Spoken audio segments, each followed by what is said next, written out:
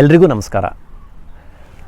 Virtual ಹೊಂಗಿರಣೋತ್ಸವದ 3ನೆಯ ಭಾಗಕ್ಕೆ ಎಲ್ಲ ಸಹೃದಯ ವೀಕ್ಷಕರಿಗೆ ಮತ್ತೊಮ್ಮೆ ಸಂಸ್ಥೆಯ ಪರವಾಗಿ ನಾನು ಆತ್ಮೀಯವಾಗಿ ಸ್ವಾಗತಿಸ್ತಾ ಇದ್ದೇನೆ.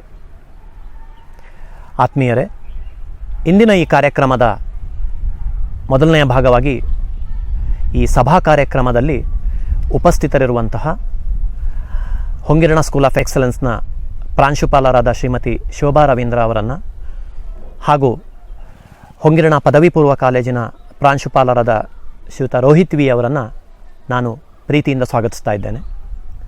ಹಾಗೆಯೇ ಈ ಸಭಾ ಕಾರ್ಯಕ್ರಮದ ಮುಖ್ಯ ಅತಿಥಿಗಳಾಗಿ ಆಗಮಿಸಿರುವಂತಹ ಶ್ರೀಯುತ ಪ್ರಮೋದ್ ಪೈ, ಪ್ರಾಧ್ಯಾಪಕರು PES institute of technology Shivamogga, ಇವರನ್ನು ನಾನು ತುಂಬ ಹೃದಯದಿಂದ ಸ್ವಾಗತಿಸ್ತಾ ಇದ್ದೇನೆ.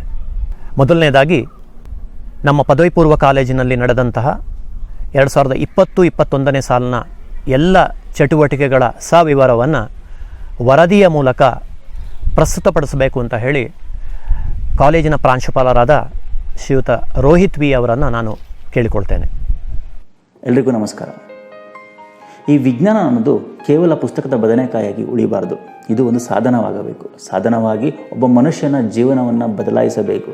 ಅದರ ಜೊತೆಗೆ ಆ ಮನುಷ್ಯ ತನ್ನ ಸುತ್ತಮುತ್ತಲಿನ ಪರಿಸರದ ಜೊತೆಗೆ, ತನ್ನ ಸುತ್ತಮುತ್ತಲಿನ ಸಮಾಜದ ಜೊತೆಗೆ ಹೇಗೆ ವರ್ತನೆಯನ್ನು ಮಾಡಬೇಕು, ಆ ಸಮಾಜದ ಮತ್ತು ನಿಸರ್ಗದ ಉನ್ನತಿಗಾಗಿ ಹೇಗೆ ಪರಿಶ್ರಮವನ್ನು ಪಡಬೇಕು ಅನ್ನೋದನ್ನು ಅರ್ಥ ಮಾಡಿಸುವಂತಹ ಒಂದು ಸಾಧನವಾಗಿ ವಿಜ್ಞಾನ ಬಳಕೆಯಾಗಬೇಕು. ಆ ವಿಜ್ಞಾನದಿಂದ ಮನುಷ್ಯ ನಿಸರ್ಗದೊಂದಿಗೆ ತನ್ನ ಬಾಂಧವ್ಯವನ್ನು ಕಾಪಾಡಿಕೊಂಡು ತನ್ನ ಏಳಿಗೆಯನ್ನು ಕಂಡುಕೊಳ್ಳಬೇಕು. ಅಂತಹ ಒಂದು ಶಿಕ್ಷಣವನ್ನು ನಾವು ವಿದ್ಯಾರ್ಥಿಗಳಿಗೆ ನೀಡಬೇಕು ಅನ್ನೋ ಒಂದು ಸದುದ್ದೇಶದಿಂದ ಶುರುವಾದಂಥ ಸಂಸ್ಥೆ ಹೊಂಗಿರಣ ಸ್ವತಂತ್ರ ಪದವಿ ಪೂರ್ವ ಕಾಲೇಜು. 2006ರಲ್ಲಿ ಸಾಗರ್ ಅಕಾಡೆಮಿ ಆಫ್ ಎಜುಕೇಷನ್ ಅನ್ನೋ ಒಂದು ಟ್ರಸ್ಟ್ನ ಅಡಿಯಲ್ಲಿ ಸಾಗರ ಸಮೀಪದ ಅಮಟಕೊಪ್ಪ ಗ್ರಾಮದಲ್ಲಿ ನಮ್ಮ ಕಾಲೇಜನ್ನು ಆರಂಭಿಸಲಾಯಿತು. ಮೊಟ್ಟ ಮೊದಲನೇದಾಗಿ ಶ್ರೀಯುತ HLS ರಾವ್ ಅವರು ಇದರ ಪ್ರಾರಂಭಿಕ ಪ್ರಾಂಶುಪಾಲರಾಗಿ ಸೇವೆಯನ್ನು ಸಲ್ಲಿಸಿದ್ದಾರೆ. ಇದಾದ ನಂತರ ಒಟ್ಟು 14 ವರ್ಷಗಳ ಶೈಕ್ಷಣಿಕ ಸೇವೆಯನ್ನು ನಮ್ಮ ಸಂಸ್ಥೆ ಮಾಡಿದೆ. ನಮ್ಮ ಸಂಸ್ಥೆಯಲ್ಲಿ ಹಲವಾರು ಹಳ್ಳಿಗಳ ವಿದ್ಯಾರ್ಥಿಗಳು ಓದಿ ಹೋಗಿದ್ದಾರೆ, ಗ್ರಾಮಾಂತರ ವಿದ್ಯಾರ್ಥಿಗಳು ಓದಿ ಹೋಗಿದ್ದಾರೆ. ಈಗ ಪ್ರಪಂಚದ ನಾನಾ ಭಾಗಗಳಲ್ಲಿ ನಾನಾ ಹುದ್ದೆಗಳಲ್ಲಿ ತಮ್ಮ ಕಾರ್ಯವನ್ನು ನಿರ್ವಹಿಸ್ತಾ ಇದ್ದಾರೆ. ಬಹಳ ಹೆಮ್ಮೆಯಿಂದ ಹೇಳ್ಕೊಳ್ಬೇಕಾಗಿರೋ ವಿಷಯ ಏನಪ್ಪ ಅಂದರೆ, ಆ ವಿದ್ಯಾರ್ಥಿಗಳು ತಮ್ಮ ವೈಜ್ಞಾನಿಕ ಕ್ಷೇತ್ರದಲ್ಲಿ ಕೆಲಸ ಮಾಡ್ತಾ ಇರೋ ಜೊತೆಗೆ ತಮ್ಮ ಕೈಯಿಂದ ಏನು ಸಾಧ್ಯ ಇದೆ ಸಮಾಜಕ್ಕೆ ಕೊಡಲಿಕ್ಕೆ ಅದನ್ನೆಲ್ಲ ಕೊಟ್ಕೊಳ್ತಾ ಒಂದು ಸಮಾಜದ ಮಾದರಿ ವ್ಯಕ್ತಿಗಳಾಗಿ ತಮ್ಮ ಜೀವನವನ್ನು ನಡೆಸಿದ್ದಾರೆ. ಅಂಥ ವಿದ್ಯಾರ್ಥಿಗಳನ್ನು ತಯಾರಿಸಿ ಹೊರಗಡೆ ಕೊಟ್ಟಂತಹ ಶ್ರೇಯ ಮತ್ತು ಹೆಮ್ಮೆ ನಮ್ಮ ಸಂಸ್ಥೆಗಿದೆ. ನಾನು ಕೂಡ ಈ ಸಂಸ್ಥೆಯಲ್ಲಿ ಸುಮಾರು 10 ವರ್ಷಗಳಿಂದ ಭೌತಶಾಸ್ತ್ರ ಉಪನ್ಯಾಸಕನಾಗಿ ಕಾರ್ಯವನ್ನು ನಿರ್ವಹಿಸ್ತಾ ಇದ್ದೆ. ಇದೆಲ್ಲ ನಿಮಗೆ ಗೊತ್ತೇ ಇದೆ. ಈ ಕಳೆದ ಏಪ್ರಿಲ್ 1, 2020ನೇ ಸಾಲಿನಲ್ಲಿ ಏಪ್ರಿಲ್ 1ರಂದು ನಾನು ಈ ಸಂಸ್ಥೆಯ ಪ್ರಾಂಶುಪಾಲನಾಗಿ ಕಾರ್ಯಭಾರವನ್ನು ವಹಿಸಿಕೊಂಡಿದ್ದೇನೆ. ನನ್ನನ್ನು ನಂಬಿ ನನ್ನ ಹೆಗಲಿಗೆ ಇಷ್ಟು ದೊಡ್ಡ ಜವಾಬ್ದಾರಿಯನ್ನು ಕೊಟ್ಟಂತಹ ನಮ್ಮ ಮ್ಯಾನೇಜ್ಮೆಂಟ್ ಮತ್ತು ನನ್ನ ಸಹೋದ್ಯೋಗಿಗಳಿಗೆ ನಾನು ಧನ್ಯವಾದಗಳನ್ನ ಅರ್ಪಿಸೋದನ್ನು ಇಲ್ಲಿ ಮರೆಯಬಾರ್ದು. ಹಾಗೆ ನನಗೆ ಇಲ್ಲಿ ತನಕ ಸಹಕಾರವನ್ನು ನೀಡಿದ ನನ್ನ ಎಲ್ಲ ವಿದ್ಯಾರ್ಥಿಗಳಿಗೆ, ಎಲ್ಲ ಪೋಷಕರಿಗೂ ಕೂಡ ನಾನು ಚಿರಋಣಿಯಾಗಿರ್ತೇನೆ. ಹಾಗಾಗಿ ಈ ಹುದ್ದೆಯನ್ನು ವಹಿಸಿಕೊಂಡಂಥ ಸಮಯ ನಿಮಗೆಲ್ಲರಿಗೂ ಗೊತ್ತೇ ಇದೆ. ಕೋವಿಡ್-19 ಒಂದು ಬಹಳ ದೊಡ್ಡ ಸಂಘರ್ಷದ ಸಮಯದಲ್ಲಿ ನಾನು ಅದನ್ನು ಈ ಜವಾಬ್ದಾರಿಯನ್ನು ವಹಿಸಿಕೊಂಡೆ. ಈ ಸಮಯದಲ್ಲಿ ನಮ್ಮ ಕಾಲೇಜಿನಲ್ಲಿ ಏನೇನು ಕಾರ್ಯಗಳು ನಡೀತು ಅನ್ನೋದನ್ನು ವರದಿಯ ರೂಪದಲ್ಲಿ ನಾನು ನಿಮ್ಮ ಮುಂದೆ ಇಡಲಿದ್ದೇನೆ. ಕೊರೋನಾದ ಅಬ್ಬರದ ನಡುವೆ ನಮ್ಮ ಶೈಕ್ಷಣಿಕ ವರ್ಷ ಆರಂಭವಾಯಿತು. ಒಂದು ರೀತಿ ಧನಾತ್ಮಕವಾಗಿ ಆರಂಭವಾಯಿತು ಅಂತ ಹೇಳ್ಬೋದು. ಯಾಕೆಂದರೆ ಆಗಸ್ಟೇ ದ್ವಿತೀಯ PUC ಪರೀಕ್ಷೆಯನ್ನು ಬರೆದಿದ್ದ 2019-20ನೇ ದ್ವಿತೀಯ PUC ಬ್ಯಾಚ್ನವರು ಫಲಿತಾಂಶ ಆಗ ಪ್ರಕಟ ಆಯಿತು. ಆ ವರ್ಷ ಒಟ್ಟು 58 ಜನ ವಿದ್ಯಾರ್ಥಿಗಳು ನಮ್ಮ ದ್ವಿತೀಯ PUC ಪರೀಕ್ಷೆಯನ್ನು ತೆಗೆದುಕೊಂಡಿದ್ದರು. ಅದರಲ್ಲಿ ನಮ್ಮ ಸಂಸ್ಥೆಯ ಕುಮಾರಿ ಪ್ರಜ್ಞಾ HS ಅನ್ನೋ ಒಬ್ಬ ವಿದ್ಯಾರ್ಥಿನಿ 98.27 ಅಂಕಗಳೊಂದಿಗೆ ಅತಿ ಹೆಚ್ಚು ಅಂಕಗಳನ್ನು ನಮ್ಮ ಸಂಸ್ಥೆಯಲ್ಲಿ ದಾಖಲಿಸಿದ್ದಾರೆ. ಅದರ ಜೊತೆಗೆ ಆ ಬಾರಿ ಪರೀಕ್ಷೆ ಬರೆದ ವಿದ್ಯಾರ್ಥಿಗಳಲ್ಲಿ 14 ಜನ ವಿದ್ಯಾರ್ಥಿಗಳು ಡಿಸ್ಟಿಂಕ್ಷನಲ್ಲಿ ಪಾಸಾಗಿದ್ದಾರೆ ಮತ್ತು 40 ಜನ ವಿದ್ಯಾರ್ಥಿಗಳು ಪ್ರಥಮ ಶ್ರೇಣಿಯಲ್ಲಿ ಪಾಸಾಗಿರ್ತಾರೆ ಅಂಥೇಳಿ ತುಂಬ ಹೆಮ್ಮೆಯಿಂದ ಹೇಳ್ಕೊಳ್ಳಿಕ್ಕೆ ಇಷ್ಟಪಡ್ತೀನಿ. ಅದ್ರ ಜೊತೆಗೆ ನಿಮಗೆಲ್ಲ ಗೊತ್ತೇ ಇದೆ, ಲಾಕ್ಡೌನ್ ಅನೌನ್ಸ್ ಆಗಿದ್ದರಿಂದ ನಮ್ಮ ಕಾಲೇಜಿನ ಯಾವುದೇ ತರಗತಿಗಳು ಕೂಡ ನಡೀಲೇ ಇಲ್ಲ. ಹಾಗಾಗಿ ನಾವೇನು ಮಾಡಿದ್ವಿ, ಆನ್ಲೈನ್ ಶಿಕ್ಷಣದ ಮೊರೆ ಹೋಗಬೇಕಾಯಿತು. ಇನ್ನು ದೇಶದ ಪ್ರತಿಷ್ಠಿತ ನಗರಗಳಲ್ಲಿ ಆಗಷ್ಟೇ ಆನ್ಲೈನ್ ಶಿಕ್ಷಣವನ್ನು ಪ್ರಾರಂಭಿಸಿದರು. ಅದೇ ಸಮಯದಲ್ಲಿ ಗ್ರಾಮಾಂತರ ವಿಭಾಗದಲ್ಲಿ ಇದ್ದಂಥ ನಾವು ಹಲವಾರು ನೆಟ್ವರ್ಕ್ ಸಮಸ್ಯೆಗಳು, ಮಕ್ಕಳ ಹತ್ರ ಮೊಬೈಲ್ ಇಲ್ಲ ಅನ್ನೋ ಸಮಸ್ಯೆಗಳು ಎಲ್ಲವನ್ನೂ ಒಂದು ಕಡೆಯಿಂದ ನಿವಾರಣೆ ಮಾಡುತ್ತಾ ಏಪ್ರಿಲ್ 25ರ ಸುಮಾರಿಗೆ ನಾವು ನಮ್ಮ ಆನ್ಲೈನ್ ತರಗತಿಗಳನ್ನ ಶುರು ಮಾಡಿದ್ವಿ. ಮೊದಲನೇದಾಗಿ ದ್ವಿತೀಯ PUC ವಿದ್ಯಾರ್ಥಿಗಳಿಗೆ ಆನ್ಲೈನ್ ಶಿಕ್ಷಣವನ್ನು ಆರಂಭ ಮಾಡಿದ್ವಿ. ಪ್ರತಿದಿನ ಸುಮಾರು 2ರಿಂದ 3 ಗಂಟೆಗಳ ಕಾಲ ನಾವು ಲೈವ್ ಝೂಮ್ ಪ್ಲ್ಯಾಟ್ಫಾರ್ಮ್ನಲ್ಲಿ, ಝೂಮ್ ವಿಡಿಯೋ ಕಾನ್ಫರೆನ್ಸ್ ಆ್ಯಪ್ನಲ್ಲಿ ನಾವು ನಮ್ಮ ತರಗತಿಗಳನ್ನ ಪ್ರಾರಂಭ ಮಾಡಿದ್ವಿ. ಆಮೇಲೆ ಸ್ವಲ್ಪ ದಿನಗಳ ನಂತರ ಗೂಗಲ್ ಕ್ಲಾಸ್ ರೂಮನ್ನು ಕೂಡ ತುಂಬ ಯಶಸ್ವಿಯಾಗಿ ಬಳಸಿಕೊಂಡು ನಾವು ನಮ್ಮ ಪಾಠ ಪ್ರವಚನಗಳನ್ನ ಆರಂಭ ಮಾಡಿದ್ವಿ. ಹೆಚ್ಚು ಕಡಿಮೆ ನವೆಂಬರ್ ಹೊತ್ತಿಗೆ ನಮ್ಮ ಸೆಕೆಂಡ್ PU ಸಿಲೆಬಸ್ನ 90% ಸಿಲೆಬಸ್ಸನ್ನು ನಾವು ಆನ್ಲೈನಲ್ಲಿ ಮುಗಿಸಿದ್ವಿ. ಜೊತೆಗೆ ಒಂದು ಟೆಸ್ಟನ್ನು ಕೂಡ ಹಾಗೂ ಒಂದು ಅರ್ಧ ವಾರ್ಷಿಕ ಪರೀಕ್ಷೆ ಅಥವಾ ಮಿಡ್ ಟರ್ಮ್ ಎಕ್ಸಾಮ್ನ ಕೂಡ ನಾವು ಅಲ್ಲಿ ನಡೆಸಿದ್ವಿ. ಹಾಗೂ ಮಕ್ಕಳ ಜೊತೆ ರೆಗ್ಯುಲರ್ ಕಾಂಟ್ಯಾಕ್ಟ್ನಲ್ಲಿ ಕೂಡ ನಾವಿದ್ದು ಮಕ್ಕಳ ಯಾವ ರೀತಿ ಕಲಿತಾ ಇದ್ದಾರೆ, ಮಕ್ಕಳ ಬೆಳವಣಿಗೆ ಹೇಗಿದೆ, ಶೈಕ್ಷಣಿಕ ಬೆಳವಣಿಗೆ ಹೇಗಿದೆ ಅನ್ನೋದ್ರ ಬಗ್ಗೆ ಕೂಡ ನಾವು ಗಮನವನ್ನು ಹರಿಸಿದ್ವಿ. ಆ್ಯಕ್ಚುಲಿ ಹೇಳಬೇಕಂದ್ರೆ ಆನ್ಲೈನ್ ಶಿಕ್ಷಣದ ಸಮಯದಲ್ಲಿ ನಮಗೆ ಬಹಳ ಸವಾಲುಗಳಿತ್ತು. ಯಾಕಂದರೆ ನಿಮಗೆ ಗೊತ್ತಿದೆ, ಇದೊಂದು ಹಳ್ಳಿಯ ಪರಿಸರ, ನೆಟ್ವರ್ಕ್ನ ಸಮಸ್ಯೆ ತುಂಬ ಇರುತ್ತೆ ಸಾಗರ ಸುತ್ತಮುತ್ತದ ಪ್ರದೇಶಗಳಲ್ಲಿ. ಇಂಥ ಸಮಯದಲ್ಲೂ ಕೂಡ ಪೋಷಕರು ನಮಗೆ ಅತಿ ಹೆಚ್ಚಿನ ಸಹಕಾರವನ್ನು ನೀಡಿದರು. ಯಾಕಂದರೆ ಎಷ್ಟೋ ಜನರ ಮನೆಯಲ್ಲಿ ಮೊಬೈಲ್ ಇರಲಿಲ್ಲ, ಮಕ್ಕಳ ಶಿಕ್ಷಣಕ್ಕೋಸ್ಕರ ಅವರು ಮೊಬೈಲ್ನ ತೆಗೆಸ್ಕೊಟ್ರು. ನೆಟ್ವರ್ಕ್ ಇರುವಂಥ ಪ್ರದೇಶಗಳಿಗೆ ಹೋಗಿ ಕ್ಲಾಸನ್ನು ಕೇಳ್ತಾಯಿದ್ರು. ಇದಕ್ಕೆಲ್ಲ ಪೋಷಕರು ನಮ್ಮ ಬೆನ್ನೆಲುಬಾಗಿ ನಿಂತ್ಕೊಂಡ್ರು. ಅದೇ ರೀತಿ ವಿದ್ಯಾರ್ಥಿಗಳು ಕೂಡ ಇದೊಂದು ಹೊಸ ಶಿಕ್ಷಣ ಆಗಿತ್ತು, ಸ್ವಾಧ್ಯಾಯ ಅನ್ನೋ ರೀತಿ.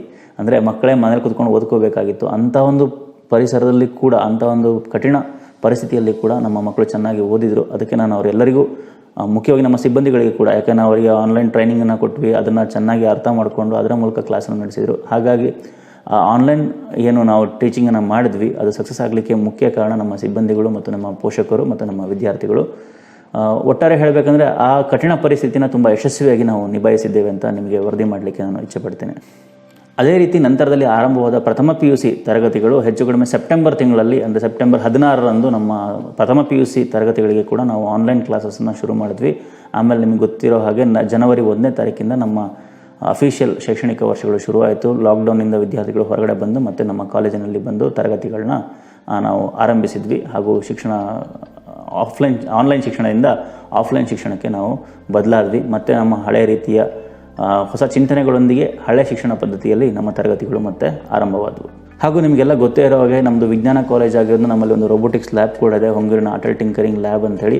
ಅದು ತನ್ನ ಕೆಲಸವನ್ನು ಯಾವತ್ತೂ ನಿಲ್ಲಿಸಲೇ ಇಲ್ಲ. ಲಾಕ್ಡೌನ್ನ ಸಮಯದಲ್ಲೂ ಕೂಡ ನಮ್ಮಲ್ಲಿ ನಡೀತಿದ್ದ ಅನ್ವೇಷಣಾ ಪ್ರಕ್ರಿಯೆಗಳು ನಡೀತಾನೆ ಇತ್ತು.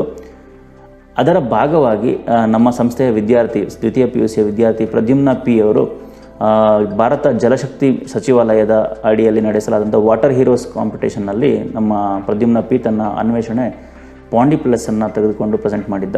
ಸೊ ಅದಕ್ಕೆ ನಮಗೆ ಜೂನ್ ತಿಂಗಳಲ್ಲಿ ನಡೆದ ಈ ಕಾಂಪಿಟೇಷನ್ಗೆ ನಮಗೆ ರಾಷ್ಟ್ರ ಮಟ್ಟದಲ್ಲಿ ಪ್ರಥಮ ಬಹುಮಾನ ದೊರಕಿತು.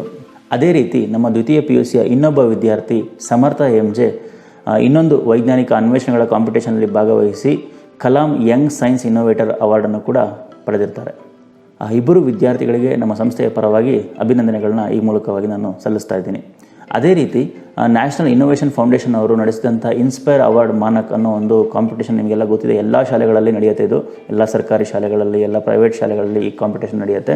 ಅದಕ್ಕೆ ಶಿವಮೊಗ್ಗ ವಲಯಕ್ಕೆ ಸಂಪನ್ಮೂಲ ವ್ಯಕ್ತಿಯಾಗಿ ನನ್ನನ್ನು ಆಯ್ಕೆ ಮಾಡಲಾಗಿತ್ತು. ನಾನು ಅವರ ಭಾಗವಾಗಿ ಕಾಣಿಸ್ಕೊಂಡು ಸರ್ಕಾರಿ ಶಾಲೆಗಳಿಗೆ ಮತ್ತು ಪ್ರೈವೇಟ್ ಶಾಲೆಯ ಶಿಕ್ಷಕರಿಗೆ ಸುಮಾರು ಒಂದು 20ಕ್ಕೂ ಹೆಚ್ಚು ತರಬೇತಿ ಕಾರ್ಯಕ್ರಮಗಳನ್ನು ಆನ್ಲೈನ್ನಲ್ಲಿ ನಡೆಸಿಕೊಟ್ಟಿರ್ತೀನಿ. ಅದೇ ರೀತಿ ರಾಷ್ಟ್ರೀಯ ಮತದಾರ ದಿನದ ಅಂಗವಾಗಿ ನಮ್ಮ ಸಂಸ್ಥೆಯಲ್ಲಿ ಹಲವಾರು ರೀತಿಯ ಸ್ಪರ್ಧೆಗಳನ್ನ ಆಯೋಜಿಸಲಾಗಿತ್ತು. ಆ ಸ್ಪರ್ಧೆಯಲ್ಲಿ ಕೂಡ ನಮ್ಮ ಹಲವಾರು ವಿದ್ಯಾರ್ಥಿಗಳು ತಾಲೂಕು ಮಟ್ಟದಲ್ಲಿ ಮತ್ತು ಜಿಲ್ಲಾ ಮಟ್ಟದಲ್ಲಿ ಪ್ರಶಸ್ತಿಯನ್ನು ಪಡೆದಿದ್ದಾರೆ. ಅದರಲ್ಲಿ ಜಿಲ್ಲಾ ಮಟ್ಟದಲ್ಲಿ ಸಾನಿಧ್ಯ PN ಎಂಬ ವಿದ್ಯಾರ್ಥಿನಿ, ದ್ವಿತೀಯ PUCಯ ವಿದ್ಯಾರ್ಥಿನಿ ಜಿಲ್ಲಾ ಮಟ್ಟದ ಪೋಸ್ಟರ್ ಮೇಕಿಂಗ್ ಸ್ಪರ್ಧೆಯಲ್ಲಿ ಪ್ರಥಮ ಸ್ಥಾನವನ್ನು ಗಳಿಸಿದ್ದಾಳೆ. ಅದೇ ರೀತಿ ನಮ್ರತಾ R ಮತ್ತು ಭುವನ ಹೆಗ್ಡೆ ಅನ್ನೋ ಇಬ್ಬರು ವಿದ್ಯಾರ್ಥಿನಿಯರು, ದ್ವಿತೀಯ PUC ವಿದ್ಯಾರ್ಥಿನಿಯರು, ಇವರು ಕೂಡ ಮತದಾರ ದಿನಾಚರಣೆಯ ಪ್ರಬಂಧ ಸ್ಪರ್ಧೆಗಳಲ್ಲಿ ಜಿಲ್ಲಾ ಮಟ್ಟದಲ್ಲಿ ಪ್ರಥಮ ಸ್ಥಾನವನ್ನು ಪಡೆದಿರ್ತಾರೆ. ಇವರಿಗೂ ಕೂಡ ಸಂಸ್ಥೆಯ ಪರವಾಗಿ ಅಭಿನಂದನೆಗಳನ್ನ ಸಲ್ಲಿಸ್ತಾ ಇದ್ದೇವೆ. ಈಗ ನಿಮಗೆಲ್ಲರಿಗೂ ಗೊತ್ತಿರೋ ಹಾಗೆ ಆಫ್ಲೈನಲ್ಲಿ ತರಗತಿಗಳು ಆರಂಭವಾಗಿದೆ. ಮಕ್ಕಳು ಕಾಲೇಜಿಗೆ ಬರ್ತಾ ಇದ್ದಾರೆ. 100% ಹಾಜರಾತಿ ಇದೆ.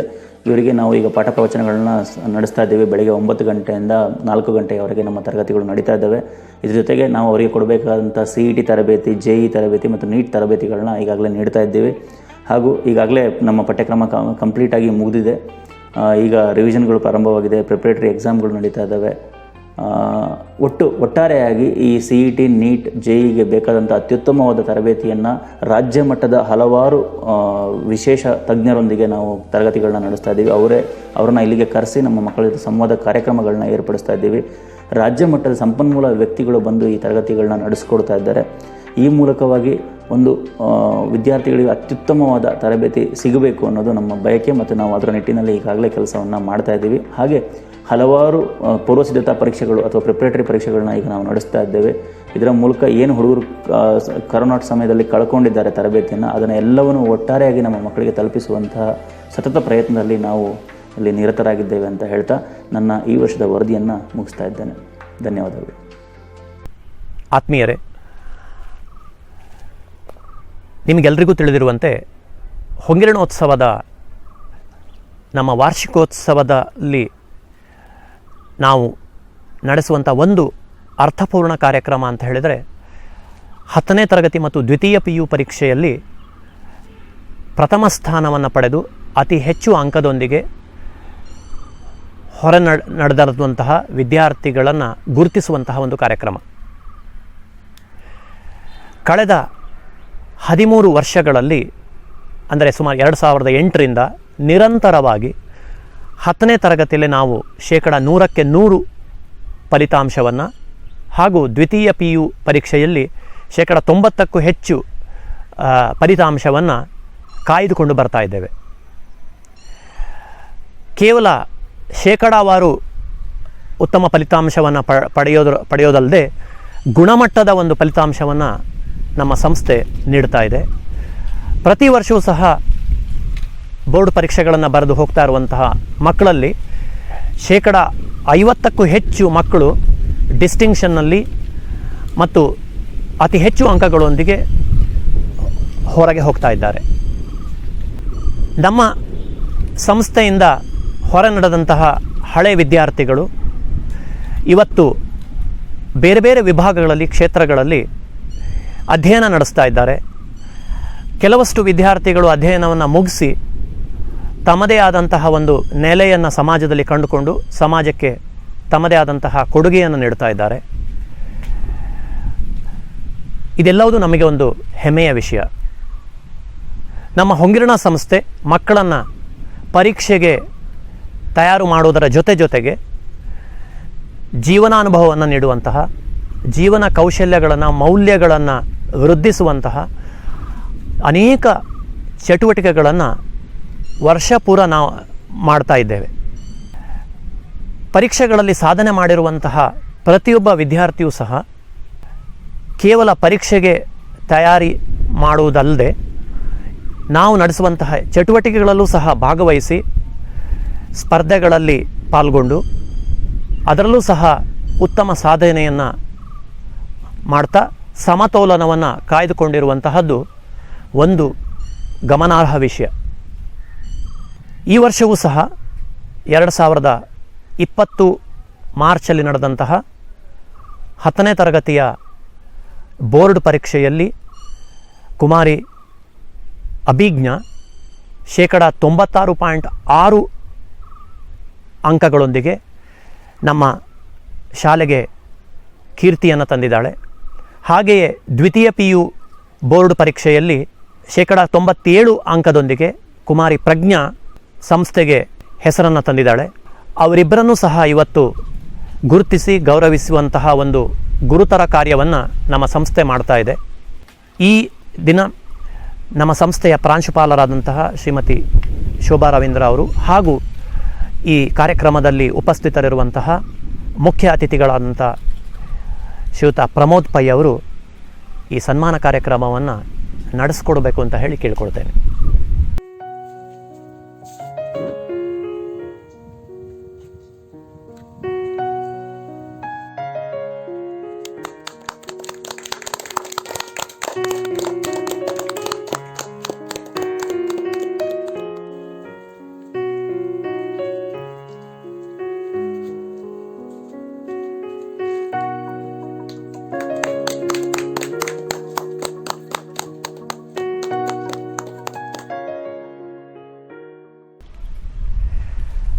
ಆತ್ಮೀಯರೇ, ಇಂದಿನ ಈ ಸಭಾ ಕಾರ್ಯಕ್ರಮದಲ್ಲಿ ಮುಖ್ಯ ಅತಿಥಿಗಳಾಗಿ ಆಗಮಿಸಿರುವಂತಹ ಶ್ರೀಯುತ ಪ್ರಮೋದ್ ಪೈ ಇವರನ್ನು ತಮ್ಮೆಲ್ಲರಿಗೂ ಪರಿಚಯಿಸಲಿಕ್ಕೆ ನಾನು ಸಂತೋಷ ಪಡ್ತೇನೆ.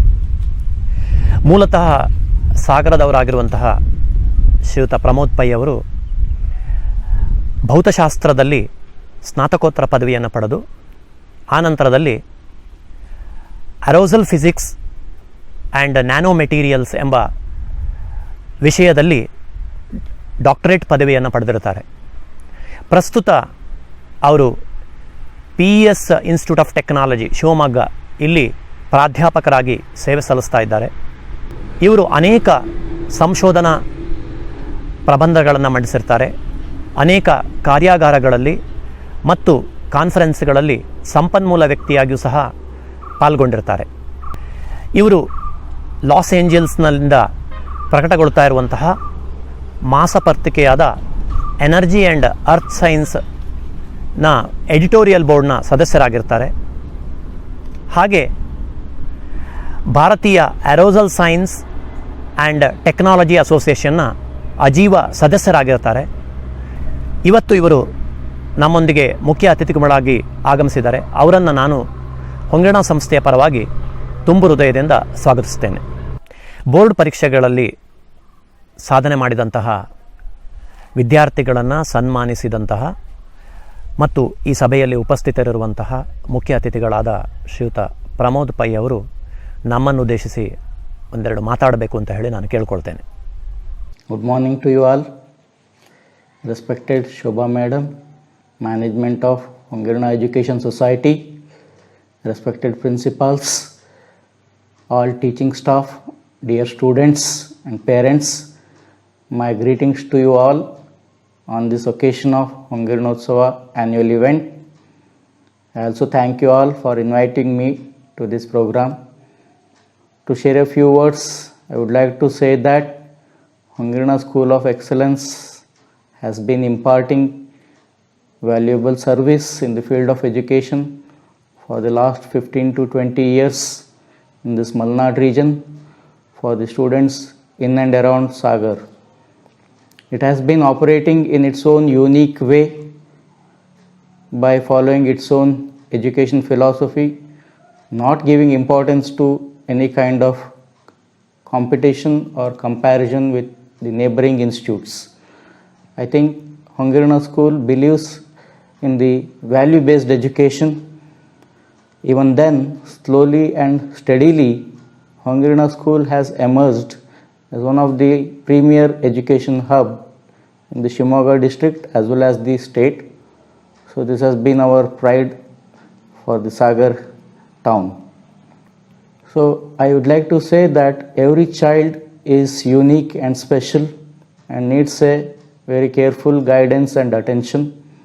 The main goal of education should be to awaken the hidden potential in each and every child and empower them to the real world.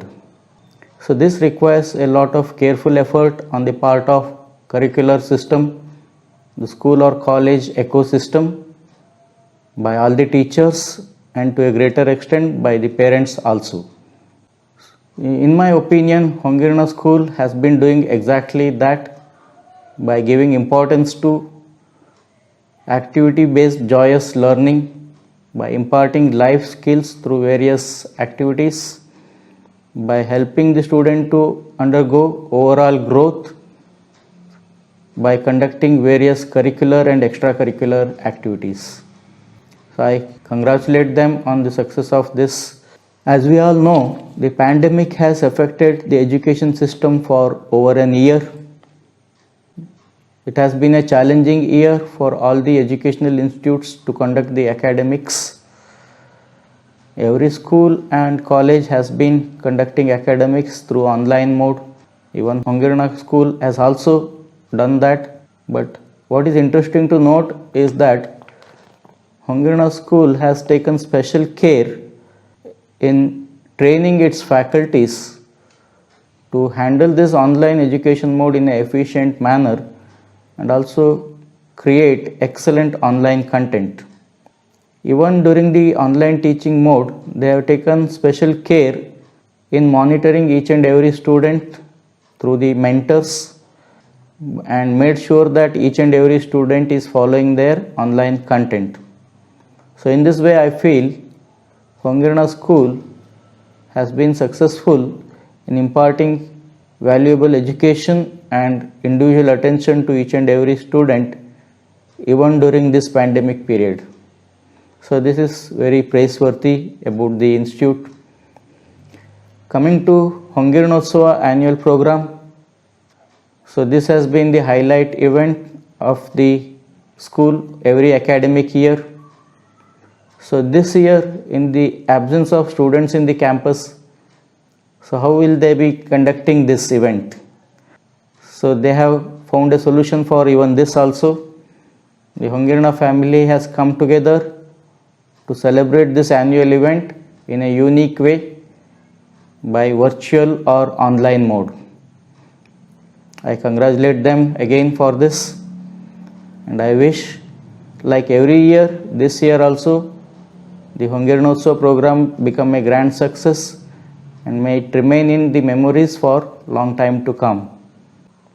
So on this occasion, I wish Hongirna School grow to greater and greater heights in future and become a leader in the field of education. I heartily thank the principal, all the staff, dear students, and the management of Hongirna Education Society for inviting me for this program and allowing me to speak a few words. Thank you all. ಎಲ್ರಿಗೂ ನಮಸ್ಕಾರ. ಹೊಂಗಿರಣೋತ್ಸವದ ಕಾರ್ಯಕ್ರಮಗಳಲ್ಲಿ ಒಂದು ಅರ್ಥಪೂರ್ಣ ಕಾರ್ಯಕ್ರಮ ಅಂತ ಹೇಳಿದರೆ ಸಾಹಿತ್ಯೋತ್ಸವ.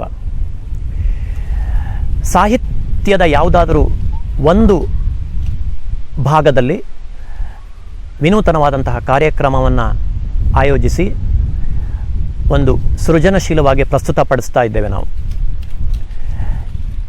ಇವತ್ತು ಈ ವರ್ಚುವಲ್ ಹೊಂಗಿರಣೋತ್ಸವದಲ್ಲಿ ಸಾಹಿತ್ಯೋತ್ಸವದ ಅಂಗವಾಗಿ ಅಷ್ಟಾವಧಾನ ಕಾರ್ಯಕ್ರಮವನ್ನು ಇವತ್ತು ಪ್ರಸ್ತುತಪಡಿಸ್ತಾ ಇದ್ದೇವೆ. ಈ ಅಷ್ಟಾವಧಾನ ಕಾರ್ಯಕ್ರಮವನ್ನು ಶ್ರೀಯುತ ಪ್ರಶಾಂತ್ ಮಧ್ಯಸ್ಥ ಅವರು ನಡೆಸ್ಕೊಡ್ಲಿಕ್ಕೆ ನಮ್ಮೊಂದಿಗೆ ಇವತ್ತು ಆಗಮಿಸಿದ್ದಾರೆ.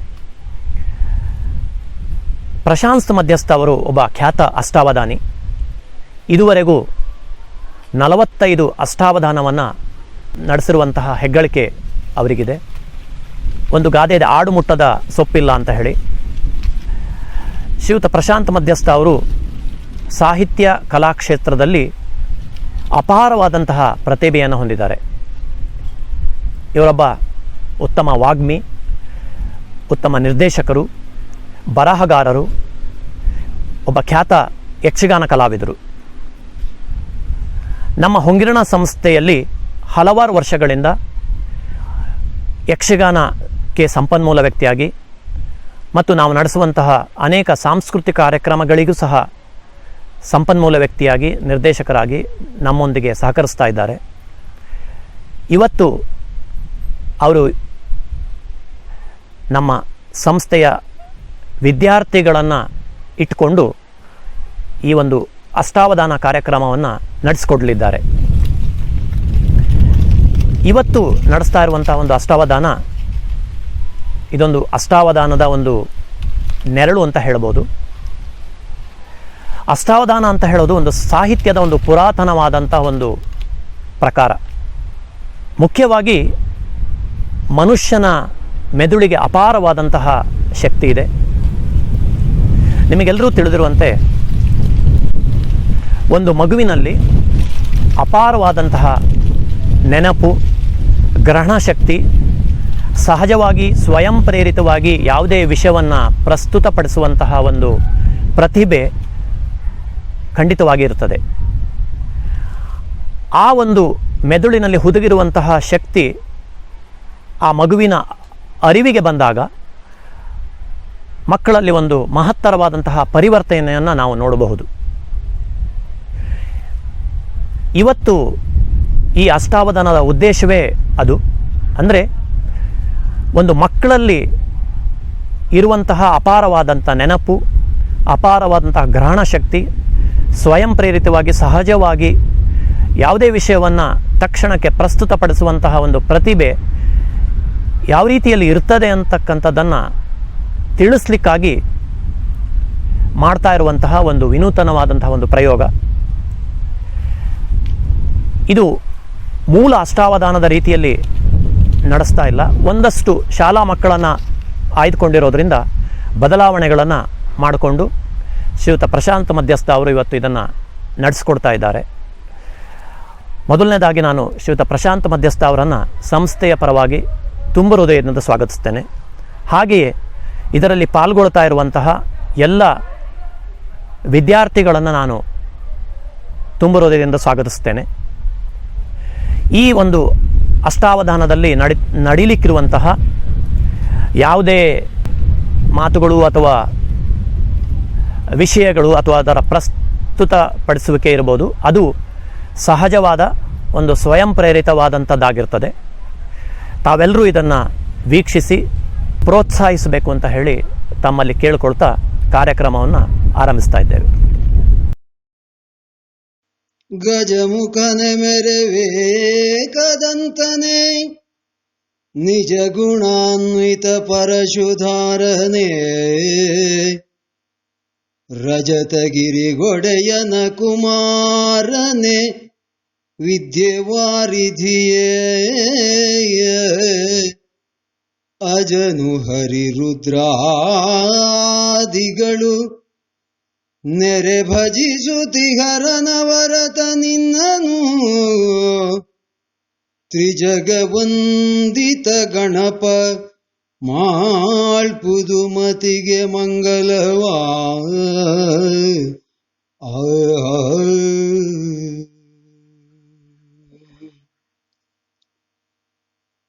ಎಲ್ಲರಿಗೂ ನಮಸ್ಕಾರ. ಹೊಂಗೀರ್ಣೋತ್ಸವದ ಅಂಗವಾಗಿ ಸಾಹಿತ್ಯೋತ್ಸವ ಇದು. ಆ ಪ್ರಯುಕ್ತ ಆಶು ಕವಿತಾ ಗೋಷ್ಠಿ ಅನ್ನುವ ಈ ಒಂದು ಪುಟ ಕಾರ್ಯಕ್ರಮವನ್ನು ಇಟ್ಕೊಂಡಿದ್ದೇವೆ. ಇದು ಮೂಲತಃ ಕನ್ನಡ ಸಾಹಿತ್ಯ ಪರಂಪರೆಯಲ್ಲಿ ಪ್ರಫುಲ್ಲವಾದ ಇತಿಹಾಸವನ್ನುಳ್ಳ ಅಷ್ಟಾವಧಾನದಿಂದ ಪ್ರೇರಣೆಗೊಂಡದ್ದು ಅಂತ ಹೇಳ್ಬೋದು. ಅಷ್ಟಾವಧಾನದಲ್ಲಿ 8 ಮಂದಿ ಪೃಚ್ಛಕರಿಗೆ ಅವಧಾನಿ ಎನಿಸಿಕೊಂಡವನು ಬೇರೆ ಬೇರೆ ಬಗೆಯ ಛಂದೋ ವ್ಯಾಕರಣ ಅಲಂಕಾರ ಸಹಿತವಾದ ರಚನೆಗಳನ್ನು ಕೊಡುವುದೇ ಅಷ್ಟಾವಧಾನದ ಆಟ. ಅದೊಂದು ಸಾಹಿತ್ಯಿಕವಾದ ಕ್ರೀಡೆ. ಅದರ ಪ್ರೇರಣೆಯಿಂದಾಗಿ ಈ ಹೊತ್ತು ಈ ಆಶು ಕವಿತಾ ಗೋಷ್ಠಿಯನ್ನು ಇಟ್ಕೊಂಡಿದ್ದೇವೆ. ಅಷ್ಟಾವಧಾನದಲ್ಲಿ ಆಶು ಕವಿತೆ ಅನ್ನೋದು ಒಂದು ಅಂಗ. ಅವಧಾನ ಅಂದರೆ ಏಕಾಗ್ರತೆ ಅಂತ ಅರ್ಥ. ಅವಧಾನಿ ಆದವನು 8 ಕಡೆಗಳಲ್ಲಿ ತನ್ನ ಏಕಾಗ್ರತೆಯನ್ನು ನಿರ್ವಹಿಸಬೇಕಾದದ್ದೇ ಪಂಥ. ಅಂತಹ ಬಗೆಯ ಆಟ ಇದು. ಅದರಲ್ಲಿರುವ ಸಾಹಿತ್ಯ ರಚನೆಯ ಬೇರೆ ಬೇರೆ ಪ್ರಕಾರಗಳಲ್ಲಿ ಒಂದಾದ ಆಶು ಕವಿತೆಯನ್ನು ಇವತ್ತು ಇಟ್ಕೊಂಡಿದ್ದೇನೆ. ನನಗೆ 4 ಮಂದಿ ಪೃಚ್ಛಕರು 4 ಬೇರೆ ಬೇರೆ ವಿಷಯಗಳನ್ನು ಕೊಡ್ತಾರೆ. ಅದಕ್ಕೆ ಸಂಬಂಧಪಟ್ಟ ಅವರ ಅಪೇಕ್ಷೆಯ ಪದ್ಯಗಳನ್ನು ನಾನು ರಚನೆ ಮಾಡಿ ಹಾಡ್ತೇನೆ. ಇನ್ನು ಅದರಲ್ಲಿ ಆ ವಿಭಾಗದಲ್ಲಿ ಈ ಶಾಲೆಯಲ್ಲಿ ಓದುತ್ತಾ ಇರುವ ಮಕ್ಕಳೇ ಇದ್ದಾರೆ. 1ರಿಂದ 4ನೇ ತರಗತಿಯ ವಯಸ್ಸಿನ ಮಕ್ಕಳನ್ನು ಪ್ರತಿನಿಧಿಸುವ ಒಬ್ಬಳು, 4ರಿಂದ 8 ಪ್ರತಿನಿಧಿಸುವ ಒಬ್ಬಳು, 9, 10 ಪ್ರತಿನಿಧಿಸುವ ಒಬ್ಬಳು, ಹಾಗೂ 11, 12ನೇ ತರಗತಿಗಳನ್ನು ಪ್ರತಿನಿಧಿಸುವ ಒಬ್ಬ ಪೃಚ್ಛಕರಿದ್ದಾರೆ. ಪೃಚ್ಛಕರು ಅಂದರೆ ಪ್ರಶ್ನೆ ಕೇಳುವವರು ಅಂತ. ಅವರು ಕೇಳುವ ವಿಷಯಕ್ಕೆ ನಾನು 4 ಪದ್ಯಗಳನ್ನು ರಚನೆ ಮಾಡಿಕೊಡಬೇಕು. ಅವಧಾನದಲ್ಲಿ ಆದರೆ 4 ಆವರ್ತಗಳಲ್ಲಿ ನಡೆಯುವ ಆಟ ಇದು.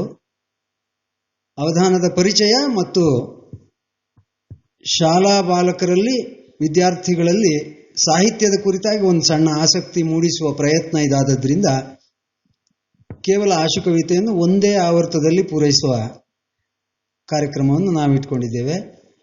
ಈ ಕಾರ್ಯಕ್ರಮವು ಸರಿಸುಮಾರು 1 ಗಂಟೆ ಅವಧಿಯ ಕಾರ್ಯಕ್ರಮ ಆಗಿದೆ.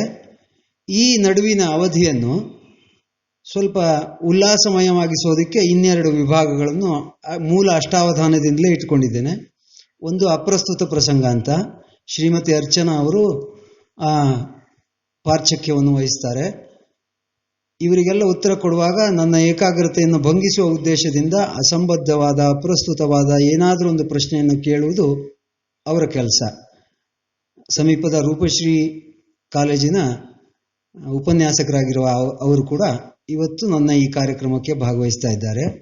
ಹಾಗೆಯೇ ಇದೇ ಶಾಲೆಯಲ್ಲಿ ಶಿಕ್ಷಕರಾಗಿರುವ ಸುನೀಲ್ ಸರ್ ಅವರು ಕೂಡ ಘಂಟಾಗಣನ ಎಂಬ ವಿಭಾಗಕ್ಕೆ ಇಲ್ಲಿ ಬಂದಿದ್ದಾರೆ. ಅವರು ಕೂಡ ಈ ಅವಧಾನದ ಮಧ್ಯದಲ್ಲಿ ನನ್ನ ಏಕಾಗ್ರತೆಯನ್ನು ಭಂಗಿಸುವ ಉದ್ದೇಶದಿಂದ ಅವರ ಕೈಯಲ್ಲಿರುವ ಜಾಗಂಟೆಯನ್ನು ಬಾರಿಸ್ತಾರೆ. ಅವಧಾನ ಮುಗಿಯೋ ಹೊತ್ತಿಗೆ ಅವರು ಎಷ್ಟು ಬಾರಿ ಬಾರಿಸಿದ್ದಾರೆ ಅಂತ ನಾನು ಲೆಕ್ಕ ಇಟ್ಟುಕೊಂಡು ನೆನಪಿಟ್ಟುಕೊಂಡು ಹೇಳಬೇಕಾದದ್ದು ಪಂಥ. ಇದು ಅವಧಾನದ್ದೇ ಒಂದು ಭಾಗ. ಇದಿಷ್ಟನ್ನು ಇಟ್ಕೊಂಡು ಸ್ವಲ್ಪ ವಿಶಿಷ್ಟವಾದ ವೇದಿಕೆಯ ಪರಿಕಲ್ಪನೆಯಲ್ಲಿ ನಾವು ಹೊರಟಿದ್ದೇವೆ. ಯಾಕೆಂದರೆ ಪರಿವರ್ತನೆ ಅನ್ನೋದು ಜಗದ ನಿಯಮ ಅಂತ ಹೇಳ್ತಾರೆ. ನಿಯಮ ಅಂತೇನೋ ಅಲ್ಲ, ಜಗದ ಸಹಜ ಸ್ವಭಾವ ಅದು. ಪರಿವರ್ತನೆ ಅನ್ನೋದು ಕಾಲಕಾಲಕ್ಕೆ ಆಗ್ತಾ ಇರೋದು ಅಂತ. ಪರಿವರ್ತನೆಯಲ್ಲಿ ಮತ್ತು ಬೇರೆ ಬೇರೆ ಇದೆ, ಪರಿಗಳಿದ್ದಾವೆ. ಅಪ್ರಚೋದಿತ, ಪ್ರಚೋದಿತ, ಕಾಲಸಾಪೇಕ್ಷ, ಹೀಗೆಲ್ಲ. ನಾವು ಬಹುಶಃ ಇದನ್ನು ಕಾಲಸಾಪೇಕ್ಷ ಪರಿವರ್ತನೆ ಅಂತ ತಿಳ್ಕೊಳ್ಬೇಕಾಗ್ತದೆ. ಸಾಂದರ್ಭಿಕವಾದ ಅಗತ್ಯಕ್ಕೆ ಅನುಗುಣವಾಗಿ ನಮ್ಮನ್ನು ನಾವು ಒಗ್ಗಿಸಿಕೊಳ್ಳುವ ಪ್ರಯತ್ನದಲ್ಲಿ ಈ ಕಾರ್ಯಕ್ರಮವನ್ನು ಹೀಗೆ ತೊಡಗಿಕೊಂಡಿದ್ದೇವೆ. ಆದ್ದರಿಂದ ಈ ವೇದಿಕೆಯ ವ್ಯವಸ್ಥೆಯನ್ನು ಕೂಡ ನಾವು ಪರಿವರ್ತನೆ ಮಾಡಿಕೊಂಡಿದ್ದೇವೆ. ಪರಂಪರೆಯಿಂದ ಬಂದ ವೇದಿಕೆಯ ಯಾವ ವ್ಯವಸ್ಥೆಗಳು ಇಲ್ಲಿಲ್ಲ. ಪರಿವರ್ತನೆ ಅನ್ನುವುದು ಹೇಗಿರಬೇಕು ಅನ್ನೋದಕ್ಕೆ ಒಂದು ಸ್ಪಷ್ಟವಾದ ಕಲ್ಪನೆಯನ್ನು ಕೊಡುವತ್ತ ಈ ಕಾರ್ಯಕ್ರಮ ಸಾಗ್ತದೆ. ಹೇಗೆ ಮೊಗ್ಗು ಹೂವಾಗಿ ಅರಳಿ, ಕಾಯಾಗಿ, ಹಣ್ಣಾಗಿ, ಮತ್ತೆ ಬೀಜವಾಗಿ, ಮತ್ತೆ ಗಿಡವಾಗಿ, ಮತ್ತೆ ಮತ್ತೊಂದು ಮೊಗ್ಗನ್ನು ಹುಟ್ಟಿಸುವ ಪ್ರಕ್ರಿಯೆಯತ್ತ ಸಾಗುತ್ತೋ, ಮರದಿಂದ ಮತ್ತೊಂದು ಮರ ಹೇಗೆ ಹುಟ್ಟುತ್ತೋ ಹಾಗೆ ಪರಿವರ್ತನೆ ಇರಬೇಕು. ಆ ದೃಷ್ಟಿಯಲ್ಲಿ ನಮ್ಮ ಬದುಕು ಸಾಗಬೇಕು ಅನ್ನುವ ಯೋಚನೆ ನಮ್ಮಲ್ಲಿ ಬೆಳೆಯಲಿ ಅನ್ನುವ ಉದ್ದೇಶದಿಂದ ಪರಿವರ್ತನೆಯನ್ನೇ ಆಧಾರವಾಗಿಟ್ಟುಕೊಂಡು ಇವತ್ತಿನ ಕಾರ್ಯಕ್ರಮವನ್ನು ಆರಂಭಿಸ್ತಾ ಇದ್ದೇನೆ. ಇದರಲ್ಲಿ ಈ 4 ಮಂದಿ ಪೃಚ್ಛಕರು ಅವರ ಪರಿಚಯವನ್ನು ಅವರೇ ಮಾಡಿಕೊಳ್ಬೇಕು ಮತ್ತು ಅವರ ವಿಭಾಗದ ಸಂಬಂಧಪಟ್ಟ ವಿಷಯಗಳನ್ನು ಅವರು ಯಥಾಸಾಧ್ಯ, ಪದ್ಯವಾದರೆ ಪದ್ಯ, ಗದ್ಯವಾದರೆ ಗದ್ಯ, ಅವರು ರಚನೆಯನ್ನು ತಂದಿರಬೇಕು ಅಂತ ನಾನು ನಿರ್ದೇಶನ ನೀಡಿದ್ದೆ. ಆ ಪ್ರಕಾರವಾಗಿ ನಡೆಯುತ್ತೆ. ಈಗ ಮೊದಲನೇ ಪ್ರಶ್ನೆಯನ್ನು 1 ಮತ್ತು 4ನೇ ತರಗತಿಯ ಮಧ್ಯದ ಮಕ್ಕಳನ್ನು ಪ್ರತಿನಿಧಿಸ್ತಾ ಇರುವ ಈಕೆ ಕೇಳ್ತಾಳೆ. ಇದು ಹುಳುವೊಂದು ಕಂಬಳಿ ಹುಳುವಾಗಿ ಅದು ಕೋಶಾವಸ್ಥೆಗೆ ತಗಲಿ ಆಮೇಲೆ ಚಿಟ್ಟೆಯಾಗಿ ಪರಿವರ್ತಿತವಾಗುವಂತಹ ಪ್ರಕ್ರಿಯೆಯನ್ನು ನಾವು ಈ ಮಕ್ಕಳಲ್ಲಿ ಗಮನಿಸ್ತಾ ಹೋಗೋಣ ಅಂತ ನನ್ನ ಅಭಿಪ್ರಾಯ. ಇದಿನ್ನು ಮೊಟ್ಟೆಯಾಗಿರುವ ಸ್ಥಿತಿ. ಏನು ಅಂತ ಅವಳಿಗೂ ಗೊತ್ತಿಲ್ಲ, ಪ್ರಪಂಚಕ್ಕೂ ಅವಳೇನು ಅಂತ ಗೊತ್ತಿಲ್ಲ. ಅವಳ ಭಾಷೆಯಲ್ಲಿ ಅದನ್ನು ಹೇಗೆ ವ್ಯಕ್ತಪಡಿಸ್ತಾಳೆ ನೋಡೋಣ.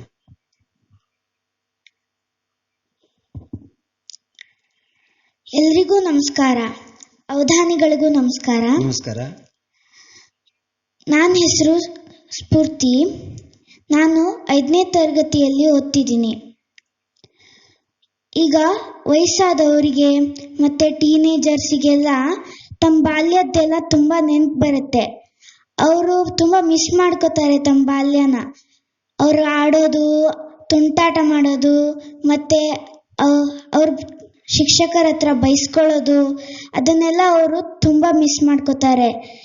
ಈಗ ನನ್ನಂಥ ಮಕ್ಕಳಿಗೆಲ್ಲ ದೊಡ್ಡವರಾಗಬೇಕಂತ ಆಸೆ ಆಗುತ್ತೆ.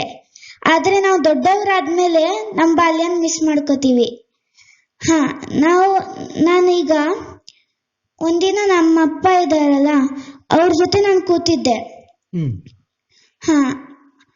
ಅವ್ರು ಹೇಳ್ತಿದ್ರು,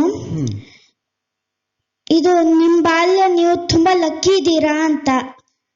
ನಾನು ಅದಕ್ಕೆ ಹೇಳಿದೆ, ಯಾಕಪ್ಪ, ನೀವು ದೊಡ್ಡವರಾದ್ಮೇಲೆ ನಿಮ್ಮದೇ ದುಡ್ಡು ಸಿಗತ್ತೆ, ಏನು ಬೇಕಾದರೂ ತಗೋಬೋದು ಅಂತ. ಆದರೆ ಅಪ್ಪ ಹೇಳಿದ್ರು, ನಿಮಗೆ ಎಷ್ಟು ಲಕ್ಕಿದೆ ನೋಡಿ, ನೀವು ಬಾಲ್ಯ ಅದನ್ನ ಒಂದು ಮಸ್ತಿನ ಮಾಡ್ಕೋಬೋದು, ನೀವು ಒಂದು ಎಕ್ಸ್ಪೀರಿಯನ್ಸ್ ಬರುತ್ತೆ, ಒಂದು ಚಿಕ್ಕಕ್ಕಿದ್ದಾಗ ಹೇಗಾಗತ್ತೆ, ಮತ್ತೆ ಎಷ್ಟು ಚೆನ್ನಾಗಿರುತ್ತೆ, ರೆಸ್ಪಾನ್ಸಿಬಿಲಿಟಿ ಇರೋದಿಲ್ಲ ನಿಮಗೆ, ಹಾಗೆಲ್ಲ ಅಪ್ಪ ಹೇಳಿದ್ರು. ಆಗ ನನಗೆ ನಾನು ಬಾಲ್ಯ ಅಂದ್ರೆ ಚಿಕ್ಕಕ್ಕಿರೋದು ಅಷ್ಟು ಚೆನ್ನಾಗಿರತ್ತಾ ಅಂತ ಅನಿಸ್ತು ನನಗೆ. ಹಾಗಾಗಿ ನಾನು ಇವತ್ತು ಬಾಲ್ಯದ ಬಗ್ಗೆ ಒಂದು ಪೋಯಮ್ ಬೇಕು ಅಂತ ನಿಮ್ಮ ಹತ್ರ ಕೇಳ್ಕೊತಿದ್ದೀವಿ. ಪುಟ, ನಮಗೆ ಇಷ್ಟು ದೊಡ್ಡಕ್ಕಾಗಿದ್ಮೇಲೆ ಗೊತ್ತಾಗಿರೋ ಸತ್ಯ ಏನು ಅಂದ್ರೆ ನಾವು ಚಿಕ್ಕವರಾಗೇ ಇರಬೇಕಾಗಿತ್ತು ಅಂತ. ಅದು ಬದುಕಿನ ಸತ್ಯ ಮತ್ತು ಆ ಸತ್ಯದ ತಿಳುವಳಿಕೆ. ಚಿಕ್ಕವರಾಗಿದ್ದಾಗಿರುವ ಹಿತ ಹಾಗಿರುತ್ತೆ. ಜೊತೆಗೆ ನೀವು ಬಾಲ್ಯದಲ್ಲಿ ಇದೆಯಲ್ಲ, ನಿನಗೇನು ನಿನ್ನ ಬಾಲ್ಯ ಇಷ್ಟ ಆಗಲಿಲ್ಲ ಅಂತೇನಿಲ್ಲ. ನೀನು ದೊಡ್ಡಕ್ಕಾಗಬೇಕು ಅಂತಿದೆ, ಆದ್ರೆ ಬಾಲ್ಯ ಇಷ್ಟ ಆಗಲಿಲ್ಲ ಅಂತೇನಿಲ್ಲ ಅಲ್ವಾ? ಇಲ್ಲ ಇಲ್ಲ. ಅದು ಹಿತವಾಗಿದೆ. ನೋಡಿ ಮೊಟ್ಟೆ ಹೇಗೆ ಮಾತಾಡ್ತಿದೆ ಅಂತ. ಹಿಂದೊಂದು ಕಾಲ ಇತ್ತು, ಈ ವಯಸ್ಸಿನಲ್ಲಿ ನಾವಿದ್ರೆ, ನಾನು ಪ್ರಶಾಂತ, ನಾನು 1ನೇ ತರಗತಿಯಲ್ಲಿ ಓದುತ್ತಿದ್ದೇನೆ ಅಂತ ಈಗೀಗ ತೂಗ್ತಾ ಹಾಡ್ತಾ ಇದ್ದೀವಿ, ಪರಿಚಯ ಮಾಡ್ಕೋತಿದ್ವಿ. ಈಗ ಅದು ಕೂಡ ಪರಿವರ್ತನೆ ಆಗಿದೆ. ಯಾಕದನ್ನು ಹೇಳ್ತಿದ್ದೇನೆ ಅಂದರೆ, 4ನೇ ಕ್ಲಾಸಲ್ಲಿ ಹೋಗ್ಬಿಟ್ಟ ನೀನು. 4ನೇ ತರಗತಿ ಹುಡುಗಿ ಎಷ್ಟು ನಿರರ್ಗಳವಾಗಿ ನಿಶಂಕೆಯಿಂದ ಮಾತಾಡ್ತಾ ಇದ್ದಾಳೆ. ನಮಗೆ ಬಹುಶಃ ನಾವು ಆ ಕಾಲದಲ್ಲಿ ಇದ್ದಾಗ ಇದು ಸಾಧ್ಯ ಆಗಿರಲಿಲ್ಲ ಪುಟ, ನಮ್ಗೆ ಇಷ್ಟು ಮಾತಾಡಕ್ಕೆ ಬರ್ತಿರ್ಲಿಲ್ಲ. ಇದು ಕಾಲ ಸಾಪೇಕ್ಷವಾಗಿ ಆದಂತಹ ಪರಿವರ್ತನೆ. ಅವರಿಗಿರುವ ಅವರ ತಿಳುವಳಿಕೆಯನ್ನು ವಿಸ್ತಾರ ಮಾಡಿಕೊಳ್ಳುವ ಅವಕಾಶದಿಂದಾಗಿ ಅವರು ಮಾತಾಡುವ ರೀತಿ ಕೂಡ ಬದಲಾಗಿದೆ. ಅವರು ವಿಷಯವನ್ನು ಪ್ರಸ್ತುತಪಡಿಸುವ ರೀತಿ ಕೂಡ ಬದಲಾಗಿದೆ. ಇಷ್ಟು ಸ್ಫುಟವಾಗಿ ಅವಳ ಅಭಿಪ್ರಾಯವನ್ನು ಹೇಳ್ತಾ ಇದ್ದಾಳೆ 4ನೇ ಕ್ಲಾಸಿನ ಮಗು ಒಬ್ಬಳು ಅಂತಂದರೆ, ಅದಕ್ಕೆ ಈ ಕಾಲದ ವ್ಯವಸ್ಥೆಗಳೇ ಕಾರಣ. ಅಂದರೆ ಹಳೆಯ ಕಾಲದ ವ್ಯವಸ್ಥೆಗಳು ಬದಲಾಗಿ ಹೊಸತೇನೋ ಒಂದನ್ನು ನಾವು ಅನುಭವಿಸ್ತಾ ಇದ್ದೇವೆ ಅನ್ನೋದೇ ಕಾರಣ. ಸುನಿಲ್ ಸರ್ ತಮ್ಮ ಕೆಲಸ ಆರಂಭ ಮಾಡಿದ್ದಾರೆ. ಆರಂಭ ಅಂದರೆ ಒಂದು ಅಂತ ಅರ್ಥ. ಇದನ್ನು ಉಳಿದ ಪೃಚ್ಛಕರು ಅಥವಾ ಇಲ್ಲಿರುವ ಸಭಿಕರು ಮತ್ತು ನಂತರದಲ್ಲಿ ಚಾನೆಲ್ಗಳಲ್ಲಿ ನೋಡಬಹುದಾದ ಪ್ರೇಕ್ಷಕರು ಗಮನಿಸಿಟ್ಟುಕೊಂಡ್ರೆ ನಾನು ಕಡೆಗೆ ಸರಿ ಹೇಳ್ತೀನೋ ಇಲ್ಲವೋ ಲೆಕ್ಕವನ್ನು ಅನ್ನೋದು ಗಮನಿಸಬಹುದು. ಬಾಲ್ಯದ ಕುರಿತಾಗಿ ನಿನಗೆ ಒಂದು ಹಾಡು ಬೇಕಲ್ವಾ? ತಾನನಾನ ತಾನನಾನ ತಾನನಾನ ತಾನನಾನ ತಾನನಾನ ತಾನನಾನ ತಾನನಾನ. ಅವಧಾನಿಗಳೇ, ಆನೆ ದೊಡ್ಡ ಆಮೆ ದೊಡ್ಡ? ಆಮೆಯೇ ದೊಡ್ಡದು. ಯಾಕೆಂದ್ರೆ ಆನೆ ನೋಡೋದಕ್ಕಷ್ಟೇ ದೊಡ್ಡದು. ಆಮೆ ಉಭಯಚರಿ.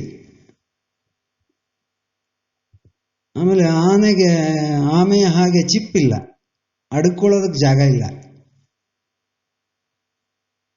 ಒಂದ್ಸಲ ಅಕ್ಬರ್ ಬೀರ್ಬಲ್ನ ಹತ್ರ ಕೇಳಿದ್ರಂತೆ, ಈ ಪ್ರಪಂಚದಲ್ಲಿ ಯಾರು ದೊಡ್ಡವರು ಅಂತ. ನೀವೇ ದೊಡ್ಡವರು ಖಾವಂದ್ ಅಂತ ಹೇಳಿದಂತೆ ಬೀರ್ಬಲ್. ಯಾಕೆ? ನನಗಿಂತ ದೊಡ್ಡವನು ಅಂದರೆ ಖುದಾ, ಭಗವಾನ್, ಅವನು ದೊಡ್ಡವನು. ಇಲ್ಲ, ನೀವು ದೇವರಿಗಿಂತ ದೊಡ್ಡವರು. ಅದು ಹೆಂಗೆ ಪ್ರೂವ್ ಮಾಡು ಅಂತ ಕೇಳಿದ ಅಕ್ಬರು. ಅದಕ್ಕೆ ಹೇಳಿದಂತೆ, ಈಗ ನಾಳೆ ನನ್ನ ಮೇಲೆ ನಿಮಗೆ ಸಿಟ್ಟು ಬಂದರೆ ನೀವು ನನಗೆ ಗಡೀಪಾರು ಶಿಕ್ಷೆ ಕೊಡ್ಬೋದು, ದೇವರಿಗೆ ಅದನ್ನು ಕೊಡೋದಕ್ಕಾಗೋದಿಲ್ಲ ಅಂತ. ಎಲ್ಲಿ ಹೋದ್ರೂ ಅವನ ಗಡಿನೇ ಅಲ್ವಾ ಇರೋದು.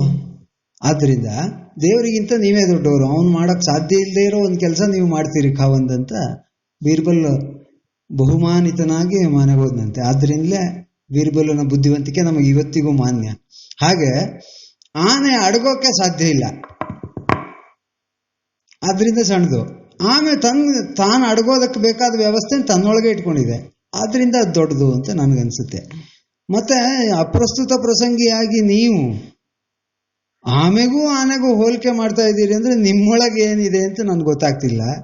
ನೀವೇ ವಿವರಿಸ್ಬೇಕು ಅದನ್ನ. ಅದಂದ್ರೆ ಸುಮ್ನೆ ಹೇಳಕ್ ಆಗಲ್ಲ, ಡೇಟ್ ಆಫ್ ಬರ್ತ್ ಬೇಕಾಗ್ಬೋದೇನೋ ಅಂತ ಅನ್ಕೊಂಡೆ. ಸರಿ, ಅದು ಆಧಾರ್ ಕಾರ್ಡ್ ಇದ್ರೆ ಚೆಕ್ ಮಾಡಿ ಗೊತ್ತಾಗ್ತದೆ. ಎಲ್ಲದಕ್ಕೂ ಆಧಾರ್ ಬೇಕಲ್ಲ, ಮನುಷ್ಯರಿಗೊಂದಲ್ಲ, ಇನ್ನು ಆನೆಗಳಿಗೂ ಆಧಾರ್ ಬರುವ ಕಾಲ ಬರಬಹುದು. ಯಾಕಂದ್ರೆ ನಾವು ಈಗ ಒಂದರ್ಥದಲ್ಲಿ ನಮ್ಮ ಮಾಸ್ಕಿನೊಳಗಿನ ಆಮೆಗಳಾಗಿದ್ದೇವೆ. ನಾವೀಗ ಮುಖ ಕವಚ ಇಲ್ಲದೆ ಹೊರಗೆ ಹೋಗುವಾಗಿಲ್ಲ. ಆದ್ರಿಂದ ನಾವು ಆಮೆ ಅಂತ ಆದ ಬಳಿಕ ಆಮೆ ಒಂದು ದಿವಸ ನಮ್ಮಾಗಾದ್ರೂ ಆಗ್ಬೋದು. ಅಲ್ಲಿವರೆಗೆ ನಾವು ಕಾಯ್ಬೇಕಷ್ಟೆ.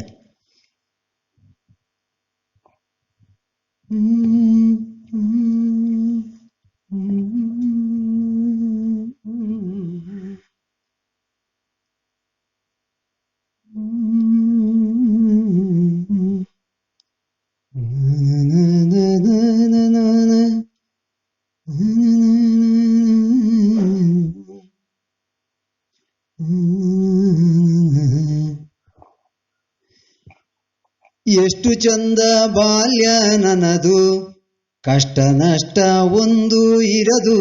ಎಷ್ಟು ಚಂದ ಬಾಲ್ಯ ನನ್ನದು, ಕಷ್ಟ ನಷ್ಟ ಒಂದು ಇರದು. ಇಷ್ಟಪಟ್ಟಿದ್ದೆಲ್ಲ ಕೊಡುವ, ಕಷ್ಟ ನಷ್ಟ ಒಂದು ಇರದು. ಇಷ್ಟಪಟ್ಟಿದ್ದೆಲ್ಲ ಸಿಗುವ, ಇಷ್ಟಪಟ್ಟಿದ್ದೆಲ್ಲ ಸಿಗುವಂತಷ್ಟು ಅಳುವೆನು, ಇಷ್ಟಪಟ್ಟಿದ್ದೆಲ್ಲ ಸಿಗುವಂತಷ್ಟು ಅಳುವೆನು. ಈ ಮೊಟ್ಟೆಯ ವಯಸ್ಸಿನಲ್ಲಿ, ಮೊಟ್ಟೆಯ ಸ್ಥಿತಿಯಲ್ಲಿರೋ ಈ ಮಕ್ಕಳಿಗೆ ಏನು ಅಂತ ಕೇಳಿದರೆ, ಅಳುವಿನಿಂದ ಎಲ್ಲವನ್ನೂ ಪಡ್ಕೊಳ್ಬಹುದು ಅನ್ನುವ, ಇಷ್ಟಪಟ್ಟಿದ್ದೆಲ್ಲ ಸಿಗೋದಕ್ಕೆ ಒಂದು ಮಾಧ್ಯಮ ಯಾವುದು ಅಂತ ಕೇಳಿದರೆ ಅಳೋದ್ರಿಂದಲೇ ಎಲ್ಲದನ್ನೂ ಪಡ್ಕೊಳ್ಬೇಕು ಅಂತ. ಮನುಷ್ಯ ಹುಟ್ಟಿದಾಕ್ಷಣ ಆರಂಭ ಮಾಡೋದೇ ಅಳುವಂತೆ, ಅದರಿಂದಲೇ ಎಲ್ಲದನ್ನು ಪಡ್ಕೊಳ್ತಾ ಹೋಗ್ತಾನೆ. ಹತ್ತು ಕೂಡಲೇ ಎಲ್ಲದೂ ಸಿಗುತ್ತೆ ಅನ್ನೋ ಒಂದು ನಮಗಾಗಲಿ ಈ ಮಕ್ಕಳಿಗಾಗಲಿ ಇರುವ ಸಾಮಾನ್ಯ ಜ್ಞಾನ ಅದು. ತಾಯಿಯ ಹಾಲನ್ನು ಉಣ್ಣುವ ಹಸುಗೂಸು ಕೂಡ ತನಗೆ ಹಸಿವಾಗಿದೆ ಅನ್ನುವುದನ್ನು, ಹಾಲು ಬೇಕು ಅನ್ನುವುದನ್ನು, ಅಮ್ಮ ಬೇಕು ಅನ್ನುವುದನ್ನು ಕೂಡ ತೋರ್ಪಡಿಸುವುದಕ್ಕಿರೋ ಮಾಧ್ಯಮವೇ ಅಳು. ಆದ್ದರಿಂದ ಆ ಮೂಲಕವಾಗಿ ಇಷ್ಟಪಟ್ಟಿದ್ದಷ್ಟು ಸಿಗುವ ವ್ಯವಸ್ಥೆ ಅಳುವಿನಲ್ಲಿದೆ. ಆದ್ದರಿಂದ ಈ ಬಾಲ್ಯ ಚಂದ ಅನ್ನುವ ಪುಟ್ಟ 4 ಸಾಲುಗಳ ಪದ್ಯವನ್ನು ಮಾಡಿ ಅವಳ ಆಸೆಯನ್ನು ಪೂರೈಸಿದ್ದೇನೆ. ನೀನು ಈ ಬಗ್ಗೆ ಏನಾದರೂ ರಚನೆ ಮಾಡಿದ್ದಿದ್ರೆ ಅದನ್ನು ಹಾಡಬಹುದು ಅಥವಾ ಓದಬಹುದು.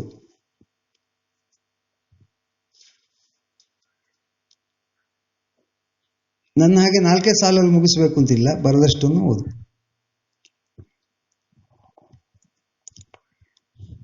ಬದುಕಿನಲ್ಲಿ ಒಮ್ಮೆ ಬರುವ ಸುಂದರವಾದ ಸಮಯ ನಮ್ಮ ಬಾಲ್ಯ, ನಮ್ಮ ಬಾಲ್ಯ. ಬದುಕಿನಲ್ಲಿ ಒಮ್ಮೆ ಬರುವ ಸುಂದರವಾದ ಸಮಯ ನಮ್ಮ ಬಾಲ್ಯ, ನಮ್ಮ ಬಾಲ್ಯ. ಮಕ್ಕಳ ಮಸ್ತಿ ನಮ್ಮ ಆಟ ಕುಸ್ತಿ, ಮಕ್ಕಳ ಮಸ್ತಿ ನಮ್ಮ ಆಟ ಕುಸ್ತಿ. ಶಿಕ್ಷಕರ ಹೊಡೆತ ಆದರೂ ತುಂಟತನ ಖಚಿತ, ಶಿಕ್ಷಕರ ಹೊಡೆತ ಆದರೂ ತುಂಟತನ ಖಚಿತ. ಬದುಕಿನಲ್ಲಿ ಒಮ್ಮೆ ಬರುವ ಸುಂದರವಾದ ಸಮಯ ನಮ್ಮ ಬಾಲ್ಯ, ನಮ್ಮ ಬಾಲ್ಯ. ಬದುಕಿನಲ್ಲಿ ಒಮ್ಮೆ ಬರುವ ಸುಂದರವಾದ ಸಮಯ ನಮ್ಮ ಬಾಲ್ಯ, ನಮ್ಮ ಬಾಲ್ಯ. ಹೂವಂತ ಮನಸ್ಸು ನಮ್ಮದು, ಬೆಟ್ಟದಷ್ಟು ಕನಸು ತುಂಬಿಹುದು. ಹೂವಂತ ಮನಸ್ಸು ನಮ್ಮದು, ಬೆಟ್ಟದಷ್ಟು ಕನಸು ತುಂಬಿಹುದು. ತುಂಬ ಖುಷಿ ನೀಡುತ್ತೆ ಈ ಬಾಲ್ಯ, ಇದರ ಮೇಲೆ ನನ್ನ ಈ ಸಣ್ಣ ಕಾವ್ಯ. ತುಂಬ ಖುಷಿ ನೀಡುತ್ತೆ ಈ ಬಾಲ್ಯ, ಇದರ ಮೇಲೆ ನನ್ನ ಈ ಸಣ್ಣ ಕಾವ್ಯ. ಬದುಕಿನಲ್ಲಿ ಒಮ್ಮೆ ಬರುವ ಸುಂದರವಾದ ಸಮಯ ನಮ್ಮ ಬಾಲ್ಯ, ನಮ್ಮ ಬಾಲ್ಯ. ಬದುಕಿನಲ್ಲಿ ಒಮ್ಮೆ ಬರುವ ಸುಂದರವಾದ ಸಮಯ ನಮ್ಮ ಬಾಲ್ಯ, ನಮ್ಮ ಬಾಲ್ಯ, ನಮ್ಮ ಬಾಲ್ಯ, ನಮ್ಮ ಬಾಲ್ಯ. ನಾನು 45 ಅವಧಾನಗಳನ್ನು ಮಾಡಿದ್ದೇನೆ. ಎಲ್ಲ ಕಡೆಯಲ್ಲೂ ಸಾಮಾನ್ಯವಾಗಿ ಆಶು ಕವಿತೆ ವಿಭಾಗಕ್ಕೆ ಅವ್ರು ಮಾಡಿದ ಪದ್ಯಕ್ಕಿಂತ ನನ್ನ ಪದ್ಯ ಚೆನ್ನಾಗಿದೆ ಅನ್ನೋ ಅಭಿಪ್ರಾಯ ಬರ್ತಿತ್ತು. ಇವತ್ತು ಸಂತೋಷದಿಂದ ಸೋಲ್ತಾ ಇದ್ದೇನೆ ಇವಳ ಪದ್ಯಕ್ಕೆ. ಬಹಳ ಖುಷಿ ಆಯಿತು ನನಗೆ ಅದನ್ನು ಕೇಳಿ. ಅಷ್ಟು ಅದ್ಭುತವಾಗಿ ಸಾಲುಗಳನ್ನು ರಚನೆ ಮಾಡಿದ್ದಾಳೆ. ಬಾಲ್ಯದಲ್ಲಿ ಸಿಗಬಹುದಾದ ಎಲ್ಲವನ್ನು, ಅನುಭವಿಸಬೇಕಾದ ಎಲ್ಲವನ್ನು ಮುದ್ದಾದ ಶಬ್ದಗಳಲ್ಲಿ ನುಡಿಸಿದ್ದಾಳೆ. ಶಿಕ್ಷಕರ ಹೊಡೆತ ಇದೆ, ಅಷ್ಟಿದ್ರೂ ತುಂಟತನ ಖಚಿತ ಅಂತ.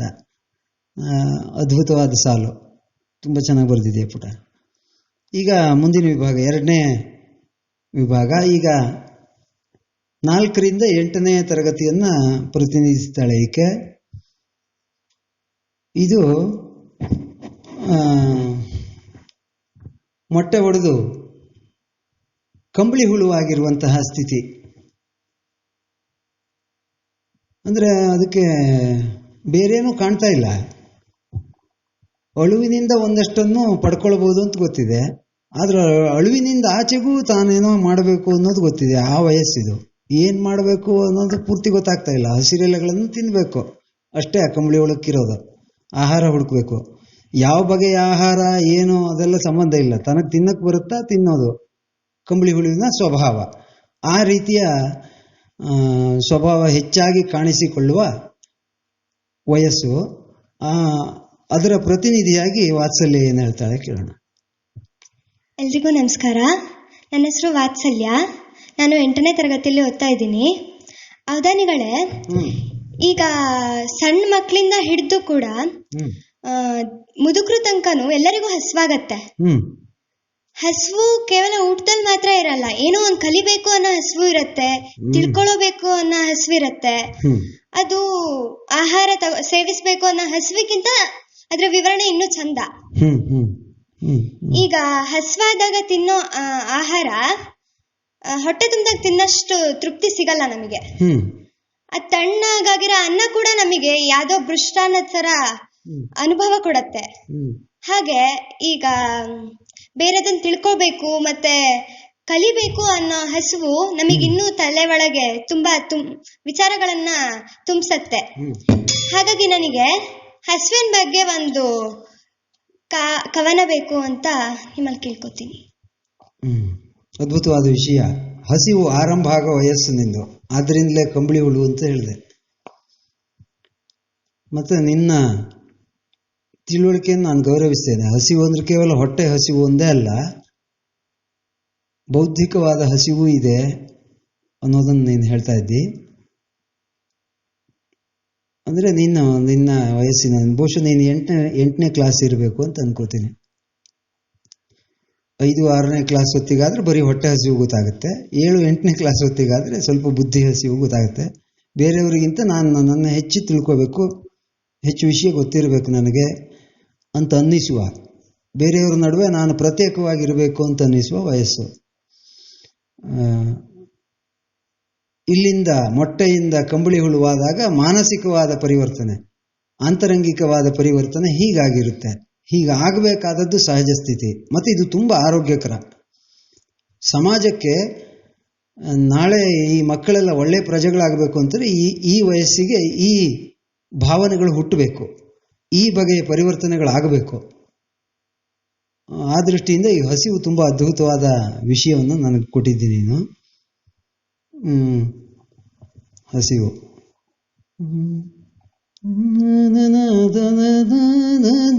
ಅವಧಾನಿಗಳೇ, ಕೂತುಂಡ್ರೆ ಕುಡಿಕೆ ಒಂದು ಸಾಲದು ಅಂತ ಹೇಳ್ತಾರೆ. ನಿಂತುಂಡ್ರೆ ಏನಾರು ಸಾಕಾಗ್ಬೋದಾ?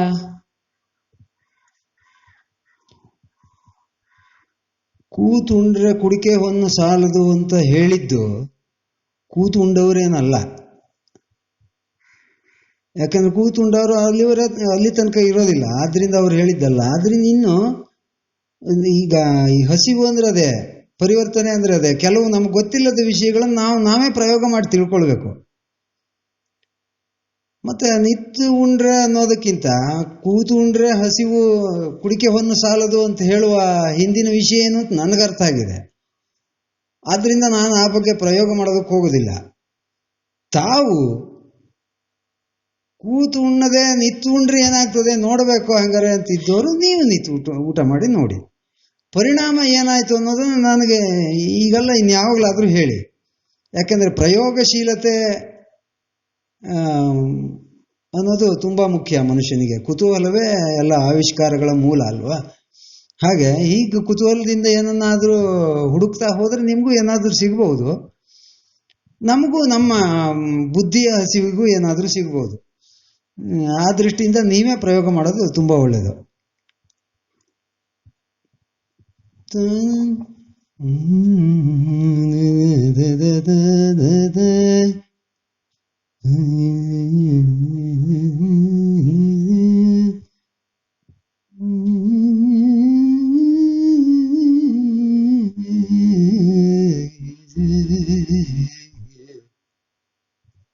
ಹಸಿವೆಯು ಬೇಕಾಗಿದೆ ದೇಹಕ್ಕೆ ಮನಸ್ಸಿಗೆ, ಹಸಿವೆಯು ಬೇಕಾಗಿದೆ ದೇಹಕ್ಕೆ ಮನಸ್ಸಿಗೆ, ಹಸಿವೆಯು ಬೇಕಾಗಿದೆ.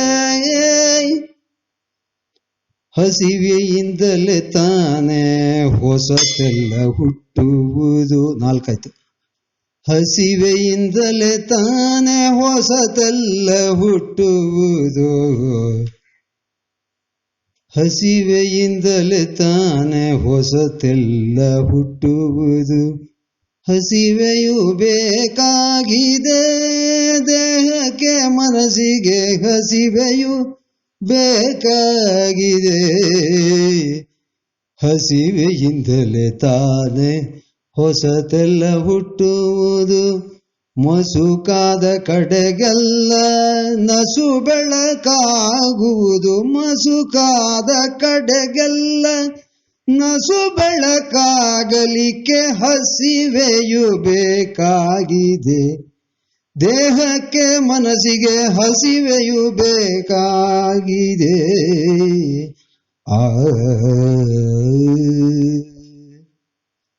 ದೇಹಕ್ಕೂ ಹಸಿವೆ ಬೇಕು, ಮನಸ್ಸಿಗೂ ಹಸಿವೆ ಬೇಕು. ಈ ಹಸಿವೆ ಎನ್ನುವುದರಿಂದಲೇ, ಮನಸ್ಸಿಗಾದ ಹಸಿವೆಯಿಂದಲೇ ಸಂಶೋಧನೆಗಳು ಆವಿಷ್ಕಾರಗಳು ಆಗೋದು, ಹೊಸತೆಲ್ಲ ಹುಟ್ಟೋದು ಅದರಿಂದಲೇ.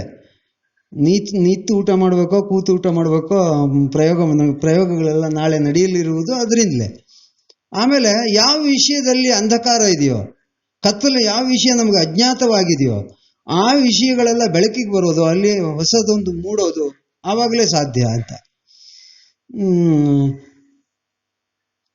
ಈ ಬುದ್ಧಿವಂತಿಕೆಯ ಆಟದಲ್ಲಿ ಸಮಾನಾಂತರವಾಗಿ ಮತ್ತೊಂದು ಅಪಾಯವೂ ಆಗುತ್ತೆ.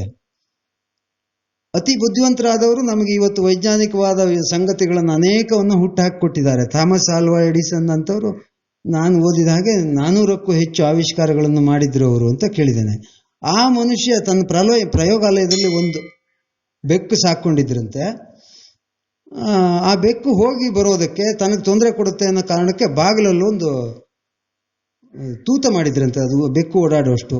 ಕೆಲವು ಕಾಲದಲ್ಲಿ ಆ ಬೆಕ್ಕು 4 ಮರಿಗಳನ್ನು ಹಾಕ್ತು ಅಂತಾಯ್ತು. ಈ ಅತಿ ಬುದ್ಧಿವಂತ, ಈ 400 ಆವಿಷ್ಕಾರಗಳನ್ನು ಕೊಟ್ಟ ಮಹನೀಯ ವಿಜ್ಞಾನದ ಪಿತಾಮಹ ಅಂತ ಬುದ್ಧಿವಂತ ಮಹಾಮೇಧಾವಿ ಆ ಮರಿಗಳು ಓಡಾಡೋದಕ್ಕಿಂತ 4 ಸಣ್ಣ ಸಣ್ಣ ಕಂಡಿಗಳನ್ನು ಮಾಡಿದ್ರಂತೆ ಆ ಬಾಗಿಲಲ್ಲಿ. ತಾಯಿ ಹೋಗೋ ದಾರಿಯಲ್ಲಿ ಮರಿಗೆ ಹೋಗಕ್ಕೆ ಬರ್ತಿರ್ಲಿಲ್ವಾ? ಹೀಗೆ ಈ ಥರ ಮಸುಕಾಗಿರುವ ಸಂಗತಿಗಳಿಗೆ ಬೆಳಕು ಬೀಳಬೇಕು ಅಂದರೆ ಅದನ್ನು ತಿಳಿಯುವ, ಆ ಬೆಕ್ಕು ಹೊರಗಡೆ ಹೇಗೆ ಹೋಗಬೇಕು, ಒಳಗೆ ಹೇಗೆ ಬರಬೇಕು, ಮರಿ ಹೇಗೆ ಹೋಗಬೇಕು ಅನ್ನುವ ಸಣ್ಣ ಕುತೂಹಲ ಇದ್ದರೆ ಮಾತ್ರ ಆ ವಿಷಯವನ್ನು ಅರ್ಥ ಮಾಡ್ಕೊಳ್ಳೋದಕ್ಕೆ ಸಾಧ್ಯ. ಮಸುಕಿರುವ ಸ್ಥಳದಲ್ಲಿ ನಸು ಬೆಳಕಾಗುವುದಿದ್ರೆ ಹಸಿವೆಯೂ ಬೇಕಾಗಿದೆ ಅನ್ನೋದರಿಂದ ನಿನ್ನ ವಿಷಯದ ಪದ್ಯವನ್ನು ಪೂರ್ಣ ಮಾಡಿದ್ದೇನೆ.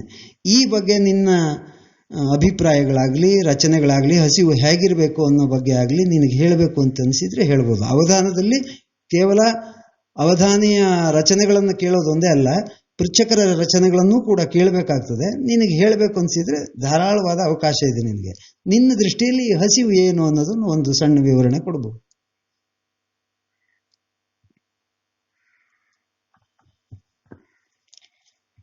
ಹಸಿವು ಅಂದ್ರೆ ಈಗ ನಾ ಹೇಳ್ದ ಹಾಗೆ ಹಸ್ವಾದಾಗ ತಿನ್ನೋ ಆಹಾರ ತೃಪ್ತಿ ಕೊಡುತ್ತೆ. ಮತ್ತೆ ಈಗ ನಾವು ಕ್ಲಾಸಲ್ಲೆಲ್ಲ ನೋಡ್ಬೋದು, ಊಟ ಸಮಯಕ್ಕೆ ಬೆಲ್ ಹೊಡೆದಾಗ ಮಿಸ್ಸಿಗೆ ಕೇಳಿಸಿಲ್ಲ ಅಂದ್ರೆ ಮಿಸ್ ಬೆಲ್ ಹೊಡಿತು ಅಂತ ಕೂಗೋದು ನೋಡ್ಬೋದು. ಅಂದ್ರೆ ತಿನ್ಬೇಕು ಅನ್ನೋ ಒಂದು ಹೊಟ್ಟೆ ಹಸಿವಿನ ಜೊತೆಗೆ ಪುಟ ಅದರಲ್ಲಿ ಇನ್ನೊಂದು ಇರುತ್ತೆ, ಈ ಕ್ಲಾಸ್ ಮುಗಿಸ್ಕೊಂಡು ಹೊರಗಡೆ ಹೋಗ್ಬೇಕು ಅನ್ನೋ ಹಸಿವು ಇರುತ್ತೆ. ಹೊಟ್ಟೆ ಹಸಿವು ಒಂದೇ ಅಲ್ಲ. ಮತ್ತೆ ಈಗ ಕಲಿಯೋ ಹಸಿವಿದೆಯಲ್ಲ ಅದ್ರ ವಿವರಣೆ ತುಂಬಾ ಚೆನ್ನಾಗಿರುತ್ತೆ. ಕಲಿಬೇಕು ಆತರ ಮನ್ಸಿರೋರು ತುಂಬಾ ದೊಡ್ಡ ವ್ಯಕ್ತಿಗಳಾಗ್ಬೋದು, ತುಂಬಾ ವಿಷಯಗಳನ್ನು ಕಲಿಬಹುದು. ಹಾಗೆ ಆತರ ಹಸಿವು ನಮ್ಮಲ್ಲಿ ಇರ್ಬೇಕು ಅಂತ ನಾನು ಹೇಳ್ತೀನಿ. ಅದರಿಂದ ನಾವು ತುಂಬಾ ತಿಳ್ಕೋಬಹುದು.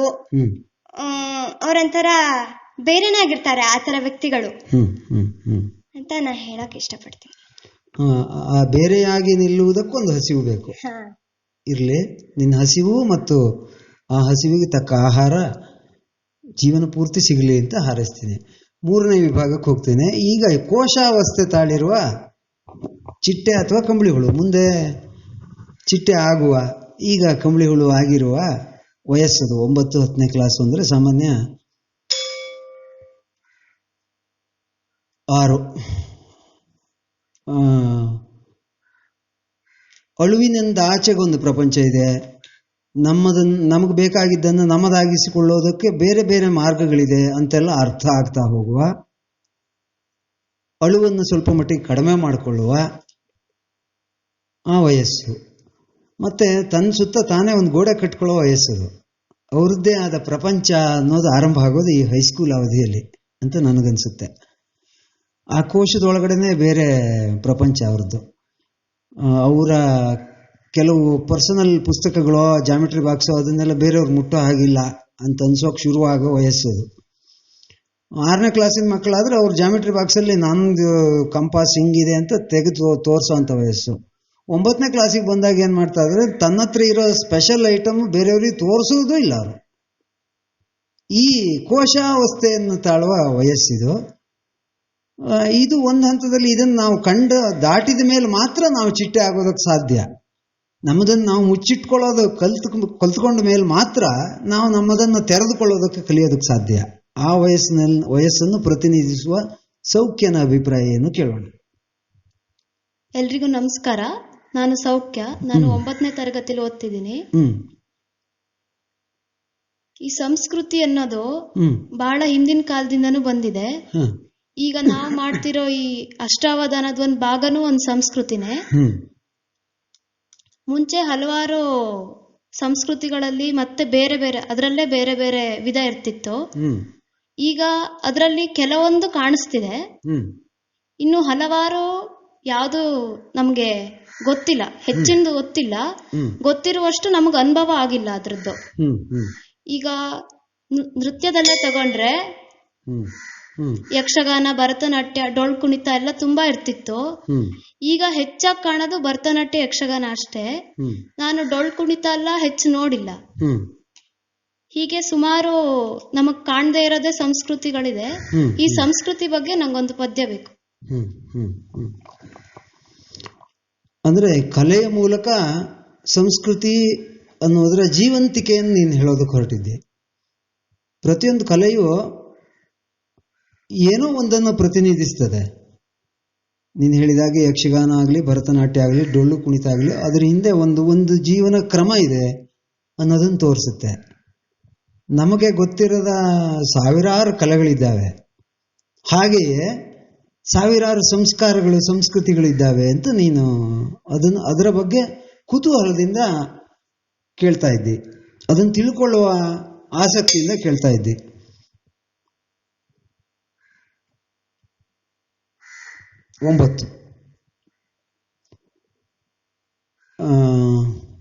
ಸಂಸ್ಕೃತಿ ಮತ್ತು ಕಲೆಯನ್ನು ಸೇರಿಸಿದ ಒಂದು ಸಂಗಮದ.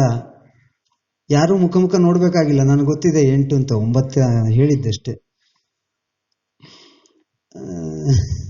ನಿಮ್ಮನ್ನು ನನ್ನನ್ನು ಪರೀಕ್ಷೆ ಮಾಡ್ಕೊಳ್ಳೋದಕ್ಕೆ ನಾನು ಸರಿ ಇಲ್ಲ ಅಂತಾದ್ರೆ ನೀವು ತಕ್ಷಣ ನೋಡ್ತೀರಿ ಅನ್ನೋ ಧೈರ್ಯದಿಂದಲೇ ಅವಧಾನಿ ಹೀಗೆ ಆಟ ಆಡ್ತಾನೆ. 8 ಆಗಿರೋದು.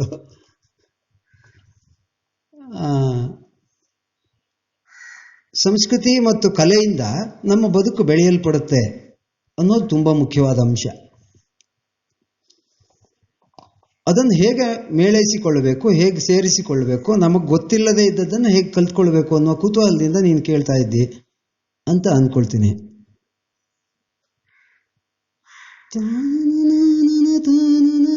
ಅವಧಾನಿಗಳೇ, ಗೂಗಲ್ ಅಂತ ಒಂದು ಕಂಪ್ನಿ ಇದೆಯಲ್ಲ, ಅದೇ ತರ ಇಬೇ ಅಂತಾನು ಒಂದು ಕಂಪ್ನಿ ಇದೆ. ಅದೇ ವಸ್ತುಗಳನ್ನೆಲ್ಲ ಖರೀದಿ ಮಾಡ್ತಾರಲ್ಲ ಅದು. ಅವೆರಡನ್ನ ಸೇರಿಸ್ತಾರೆ ಅಂತ ಒಂದು ಸುದ್ದಿ. ಇವೆರಡನ್ನ ಸೇರಿಸಿ ಗೂಬೆ ಅಂತ ಏನಾದ್ರೂ ಹೊಸ ಹೆಸರು ಇಡ್ಬೋದಾ ಇದಕ್ಕೆ? ಖಂಡಿತ ಇಡ್ಬೋದು. ನೀವೇ ಅದರ ಮೇಲುಸ್ತುವಾರಿ ನೋಡೋದಾದ್ರೆ. ಪ್ರೇಕ್ಷಕರಿಗೆ ಇನ್ನೊಂದು ವಿಷಯವನ್ನು ನಾನು ಈ ಹಂತದಲ್ಲಿ ಸ್ಪಷ್ಟಪಡಿಸಬೇಕು.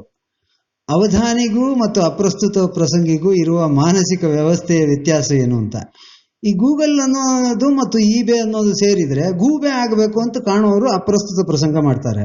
ಅದು ಎರಡು ಸೇರಿ ಈಗಲ್ಲ ಆಗೋಕ್ ಸಾಧ್ಯ ಇದೆ ಅಂತ ಕಾಣೋನು ಅವಧಾನಿ ಆಗ್ತಾನೆ. ನನಗೆ ಹಂಗೆ ಕಾಣುತ್ತೆ. ಅಂದ್ರೆ ಅಪ್ರಸ್ತುತ ಪ್ರಸಂಗಿಯನ್ನು ನಾನು ವೈಯಕ್ತಿಕವಾಗಿ ಏನೋ ನಿಂದೆ ಮಾಡ್ತಾ ಇಲ್ಲ. ಆ ಸ್ಥಾನ ಹಾಗೆ ಇರಬೇಕು. ಕೊಂಕು ನುಡಿಗಳನ್ನೇ ಅವ್ರು ಕೇಳೋದಾದ್ರಿಂದ ಅದರಲ್ಲಿ ಏನಾದ್ರೂ ಸ್ವಾರಸ್ಯ ಸಿಗುತ್ತಾ ಅಂತ ಹುಡುಕೋನು ನಾನಾದ್ರಿಂದ ನಾನು ಅದನ್ನ ಈಗಲ್ಲ ಅಂತ ಸುಂದರವಾದ ಹೆಸರಿಡ್ತೀನಿ. ನಾನು ಮೇಲುಸ್ತೂರಿ ನೋಡೋದಾದ್ರೆ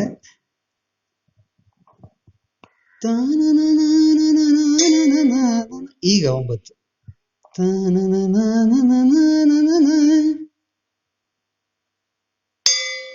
10.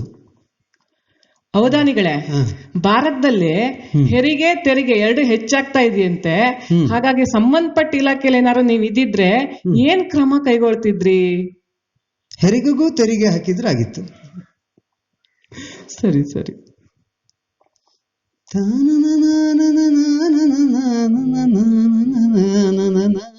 ತುಂಬಾ ಅದ್ಭುತವಾಗಿ ನಿರ್ವಹಿಸ್ತಾ ಇದ್ದಾರೆ ಅವರಿಬ್ರು ಅವ್ರ ಕೆಲಸನ.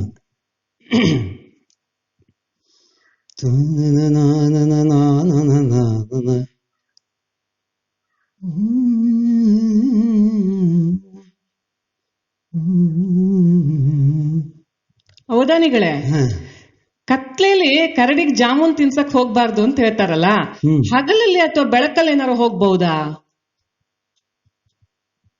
ಅದೇನು ಅವ್ರು ಹೇಳಲಿಲ್ಲ. ಯೋಗರಾಜ್ ಭಟ್ರು ಕತ್ಲಲ್ಲಿ ತಿನ್ಸ್ಬಾರ್ದು ಅಂತ ಹೇಳಿದ್ದಾರೆ ವಿನಃ ಹಗಲಲ್ಲಿ ತಿನ್ಸ್ಬೋದಾ ಬೇಡ ಅಂತ ಅವ್ರೇನು ಹೇಳಲಿಲ್ಲ. ಮತ್ತೆ ಈಗ ನೀವು ಮಾಡ್ತಾ ಇರೋದು ಹಗಲಲ್ಲೇ ಕರಡಿಗೆ ಜಾಮೂನ್ ತಿನ್ನಿಸ್ತಾ ಇದ್ದೀರಿ ಅಲ್ವಾ? ಆದ್ರಿಂದ ನೀವು ಬೇಡ ಅಂತ ಹೇಳಿದ್ರೆ ಬಿಡೋ ಜನವೂ ಅಲ್ಲ, ಆದ್ರಿಂದಲೇ ಅಲ್ಲಿ ಕೂತಿದ್ದೀರಿ. ನಾನು ಆದ್ರಿಂದಲೇ ಅಪ್ರಸ್ತುತ ಪ್ರಸಂಗವನ್ನ ಆದಷ್ಟು ಹನ್ನೊಂದು ತುದಿಯಲ್ಲಿ ಇಟ್ಕೋತೇನೆ. ಹೌದು, 11 ಆದಷ್ಟು ದೂರ ಇರಲಿ ಅಂತ, ದುಷ್ಟರಿಂದ ದೂರ ಇರುವಂತ ಗಾದೆ. ಆದ್ರೆ ಏನ್ ಮಾಡೋದು, ಏನ್ ಮಾಡಿದ್ರೂ ಹತ್ರಕ್ಕೆ ಬರೋದಕ್ಕೆ ಪ್ರಯತ್ನ ಮಾಡ್ತೀರಿ ನೀವು, ಅದು ಅನಿವಾರ್ಯ ಕೂಡ.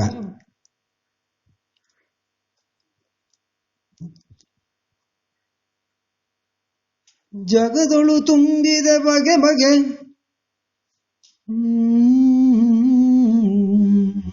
ಜಗದೊಳು ತುಂಬಿದ ಬಗೆ ಬಗೆ ಕಲೆಗಳು ಮಿಗಿಲಾಗಿಹ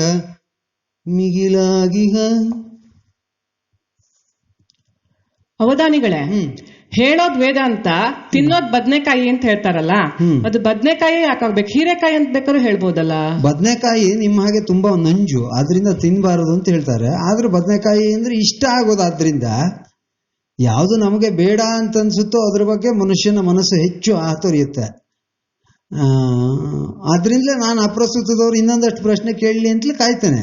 ಹಾಗೆ ಬದ್ನೆಕಾಯಿ ಬೇಡ ಅಂತ ಎಲ್ಲ ವೈದ್ಯರು ಹೇಳ್ತಾರೆ. ನೀವು 12 ಅಲೋಪತಿಯಲ್ಲಿ ವೈದ್ಯರು ಕೂಡ, ನೇಚುರೋಪತಿಯಲ್ಲಾಗಲಿ, ಆಯುರ್ವೇದದಲ್ಲಾಗಲಿ, ನಾಟಿ ಔಷಧದಲ್ಲಾಗಲಿ ಯಾವುದ್ರಲ್ಲೇ ನೋಡಿದ್ರು ಬದನೆಕಾಯಿ ನೀವು ತಿನ್ನಲೇಬೇಡಿ ಅಂತಾರೆ. ಆದ್ರೆ ಬದನೆಕಾಯಿ ನಾವು ತಿನ್ನೋದು ಬಿಡೋದೇ ಇಲ್ಲ. ಅತ್ಯಂತ ಅಗ್ಗವಾದ ತರಕಾರಿಯ ಬದನೆಕಾಯಿ. ಹಾಗೆ ಎಷ್ಟು ಬೇಡ ಹೇಳಿದ್ರೂ ಬಿಡೋದಿಲ್ಲ ಅನ್ನೋ ಕಾರಣಕ್ಕಾಗಿ ಬಿಡಲಾರದ್ದು ಅನ್ನೋ ದೃಷ್ಟಿಯಿಂದ ಬದನೆಕಾಯಿ ಅಂತ ಹೇಳಿರ್ಬೇಕು ಅಂತ ನನ್ನ ಭಾವನೆ. ನೀವು ಬದನೆಕಾಯಿ ತಿಂತೀರೋ ಇಲ್ಲೋ ಗೊತ್ತಿಲ್ಲ. ಜಗದೊಳು ತುಂಬಿದ ಬಗೆ ಬಗೆ ಕಲೆಗಳು ಮಿಗಿಲಾಗಿಹ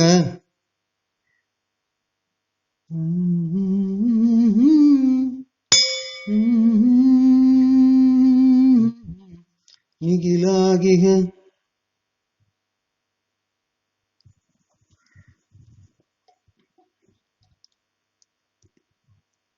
ಮಿಗಿಲಾಗಿಹ ಸತ್ ಸಂಸ್ಕೃತಿಯು.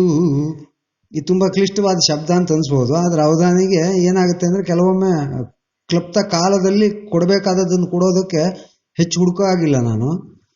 ಆದ್ದರಿಂದ ಜಗದಳು ತುಂಬಿದ ಬಗೆ ಬಗೆ ಕಲೆಗಳು ಮಿಗಿಲಾಗಿಹ ಸತ್ ಸಂಸ್ಕೃತಿಯು. ಮಿಗಿಲಾಗಿಹ ಸತ್ ಸಂಸ್ಕೃತಿಯು ಮಿಗುವರಿ. ಅವಧಾನಿಗಳೇ, ವಾರದಲ್ಲಿ 3 ದಿನನಾರು ನಗ್ತಾ ಇರ್ಬೇಕು ಅಂತ ಹೇಳ್ತಾರೆ. ಆ 3 ದಿನ ಯಾವ್ದಾಗಿರ್ಬೋದು? ನೀವ್ ಈಗಾಗಲೇ ಯಾವ 3 ದಿನ ನಗೋದಿಲ್ವೋ ಆ 3 ದಿನನೂ ನಗಬೇಕು ಅಂತ ಅಷ್ಟೇ ಅದ್ರ ಅರ್ಥ. ನಾನು ಅನ್ಕೊಂಡೆ ನಿನ್ನೆ ಇವತ್ತು ನಾಳೆ ಅಂತ, ಆ 3 ದಿನ ಅಂತ. ನಾನು ಇವತ್ತು ನಗದೇ ಇರೋ ಹಾಗೆ ಇಲ್ಲ. ಇದು ತುಂಬಾ ಅದ್ಭುತವಾದ ವಿಷಯ. ಹಿಂದೊಮ್ಮೆ ಒಬ್ರು ಪೃಚ್ಛಕರು ಕೇಳಿದ್ರು, ಎದೆ ಸೀಳಿದ್ರೆ 3 ಅಕ್ಷರ ಇಲ್ಲ ಅಂತ ಹೇಳ್ತಾರಲ್ಲ, ಅದು ಯಾವ 3 ಅಕ್ಷರ ಅಂತ. ಆ ಕ್ಷಣಕ್ಕೆ ನನಗೆ ಹೊಳೆದ ಅದ್ಭುತವಾದ ಉತ್ತರ, ಅದು ಪ್ರಣವದ 3 ಅಕ್ಷರಗಳು, ಆ ಉ ಮು, ಓಂಕಾರದ 3 ಅಕ್ಷರ ಕನಿಷ್ಠ ಅದು ಇಲ್ಲ ಅಂತ ಬೈತಾರೆ. ಅದಿದ್ರೆ ಬದುಕಬಹುದು ಅನ್ನುವ ಕಾರಣಕ್ಕಾಗಿ ಎದೆ ಸೀಳಿದ್ರೆ ಆ 3 ಅಕ್ಷರವೂ ಇಲ್ಲ ಅಂತ ದಡ್ಡನಿಗೆ ಅಂತ ಹೇಳ್ತಾರೆ ಅಂತ ಹೇಳಿದ್ದೆ. ಹಾಗೆ 14 ಇದು ಕೂಡ ನಿನ್ನೆ ನಕ್ಕರಾಯ್ತು, ಇವತ್ತು ನಕ್ಕರಾಯ್ತು, ನಾಳೆ ನಕ್ಕರಾಯ್ತು, ಸಾಕು. ಇವತ್ತಿನ ನಾಳೆ, ನಾಳೆ ಇವತ್ತಾಗುತ್ತಲ್ಲ, ಆವಾಗ ಮತ್ತೆ ಇದೇ ಸೂತ್ರ. ನಿನ್ನೆ ಒಂದು ಇವತ್ತೊಂದು ಹೇಳಬೇಡಿ ನೀವು, ಇವತ್ತೊಂದು ನಾಳೆ ಒಂದು ಮಾತು ಹೇಳಬೇಡಿ, ನಾಳೆಯೂ ಇದೇ ಹೇಳ್ತಾ ಇರಿ. ಆವಾಗ ಬದುಕು ನಮ್ಮೆಲ್ಲರದ್ದು ಸುಂದರ ಆಗುತ್ತೆ. ಮಿಗುವರಿಯುತ ನಾವು ಜಗದೊಳು ತುಂಬಿಯ ಬಗೆ ಬಗೆ ಕಲೆಗಳು ಮಿಗಿಲಾಗಿಹ ಸತ್ಸಂಸ್ಕೃತಿಯು ಮಿಗುವರಿಯುತ ನಾವು ಅಂದ್ರೆ ಮಿತಿ ಮೀರುತ್ತ, ಮಿತಿಯನ್ನು ದಾಟಿ ಮಿಗುವರಿಯುತ ನಾವು ಬಗೆಯನ್ನು ತಿಳಿಯಲು ಮಿಗುವರಿಯುತ ನಾವು ಬಗೆದುರೆ ತಿಳಿಯಲು, ಬಗೆದುರೆ ಅಂದ್ರೆ ಬಗೆದು ಅಂತ, ಬಗೆದುರೆ ತಿಳಿಯಲು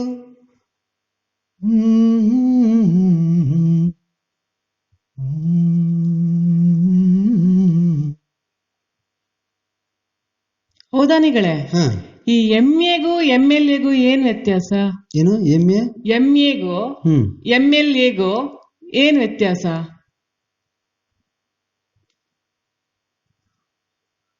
ನಮ್ಮ ಪ್ರಾಂತ್ಯದಲ್ಲಿ ಈಗ ಪಂಚಾಯತ್ ಚುನಾವಣೆಗಳು ಸಮೀಪಿಸ್ತಾ ಇರೋ ಕಾಲ, ನೀವು MLA ಯಾಕೆ ನೆನಪು ಮಾಡ್ತಿರೋ ಗೊತ್ತಿಲ್ಲ. ಮತ್ತೆ ನೀವು ಬಹುಶಃ ಆ ಮಧ್ಯದಲ್ಲಿರುವ ಎಲ್ಲಿನಲ್ಲಿ ಏನನ್ನೋ ಹುಗಿದಿಟ್ಟಿದ್ದೀರಿ ಅಂತ ನನಗನ್ಸುತ್ತೆ. ನನಗೆ ಮೇಲ್ನೋಟಕ್ಕೆ ಕಾಣೋದು MAಗೂ MLAಗೂ ಕೇವಲ ಎಲ್ ಮಾತ್ರ ವ್ಯತ್ಯಾಸ. ಆ ಎಲ್ ಅನ್ನೋದಕ್ಕೆ ಏನು ಡೆಫಿನಿಷನ್ ಅನ್ನೋದನ್ನು ನೀವೇ ಹೇಳಬೇಕು. ನಾನೇನ್ ಅನ್ಕೊಂಡೆ ಅಂದ್ರೆ MA ತಿರ್ಗಾಡ್ಕೊಂಡ್ ಮೇಯತ್ತೆ, MLA ಕುತ್ಕೊಂಡೇ ಮೇಯತ್ತಾನೆ ಅಂತ. MLA ಎಲ್ಲಿದೆಯೋ ಅಲ್ಲೇ ಮೇಯತ್ತೆ, ಆದ್ರಿಂದ ಆ ಎಲ್ ಅನ್ನೋದಕ್ಕೆ ಎಲ್ಲಿದೆಯೋ ಅಲ್ಲಿ ಅಂತ ಅರ್ಥ. ಅದು ಅದ್ಭುತವಾದ ವಿವರಣೆ ಹೌದು. ಆದ್ರೆ ಇದನ್ನ ನಾವು ರಾಜಕಾರಣಿಗಳ ಎದುರಿಗೆ ಹೇಳುವಾಗಿಲ್ಲ. 15 ಆಯ್ತು. ಮಿಗುವರಿಯುತ ನಾವು ಬಗೆಯುತ ಬಗೆದುರೆ ತಿಳಿಯಲು ಹಗುರಾಗುವುದೈ ಜೀವನವು, ಹಗುರಾಗುವುದೈ ಜೀವನವು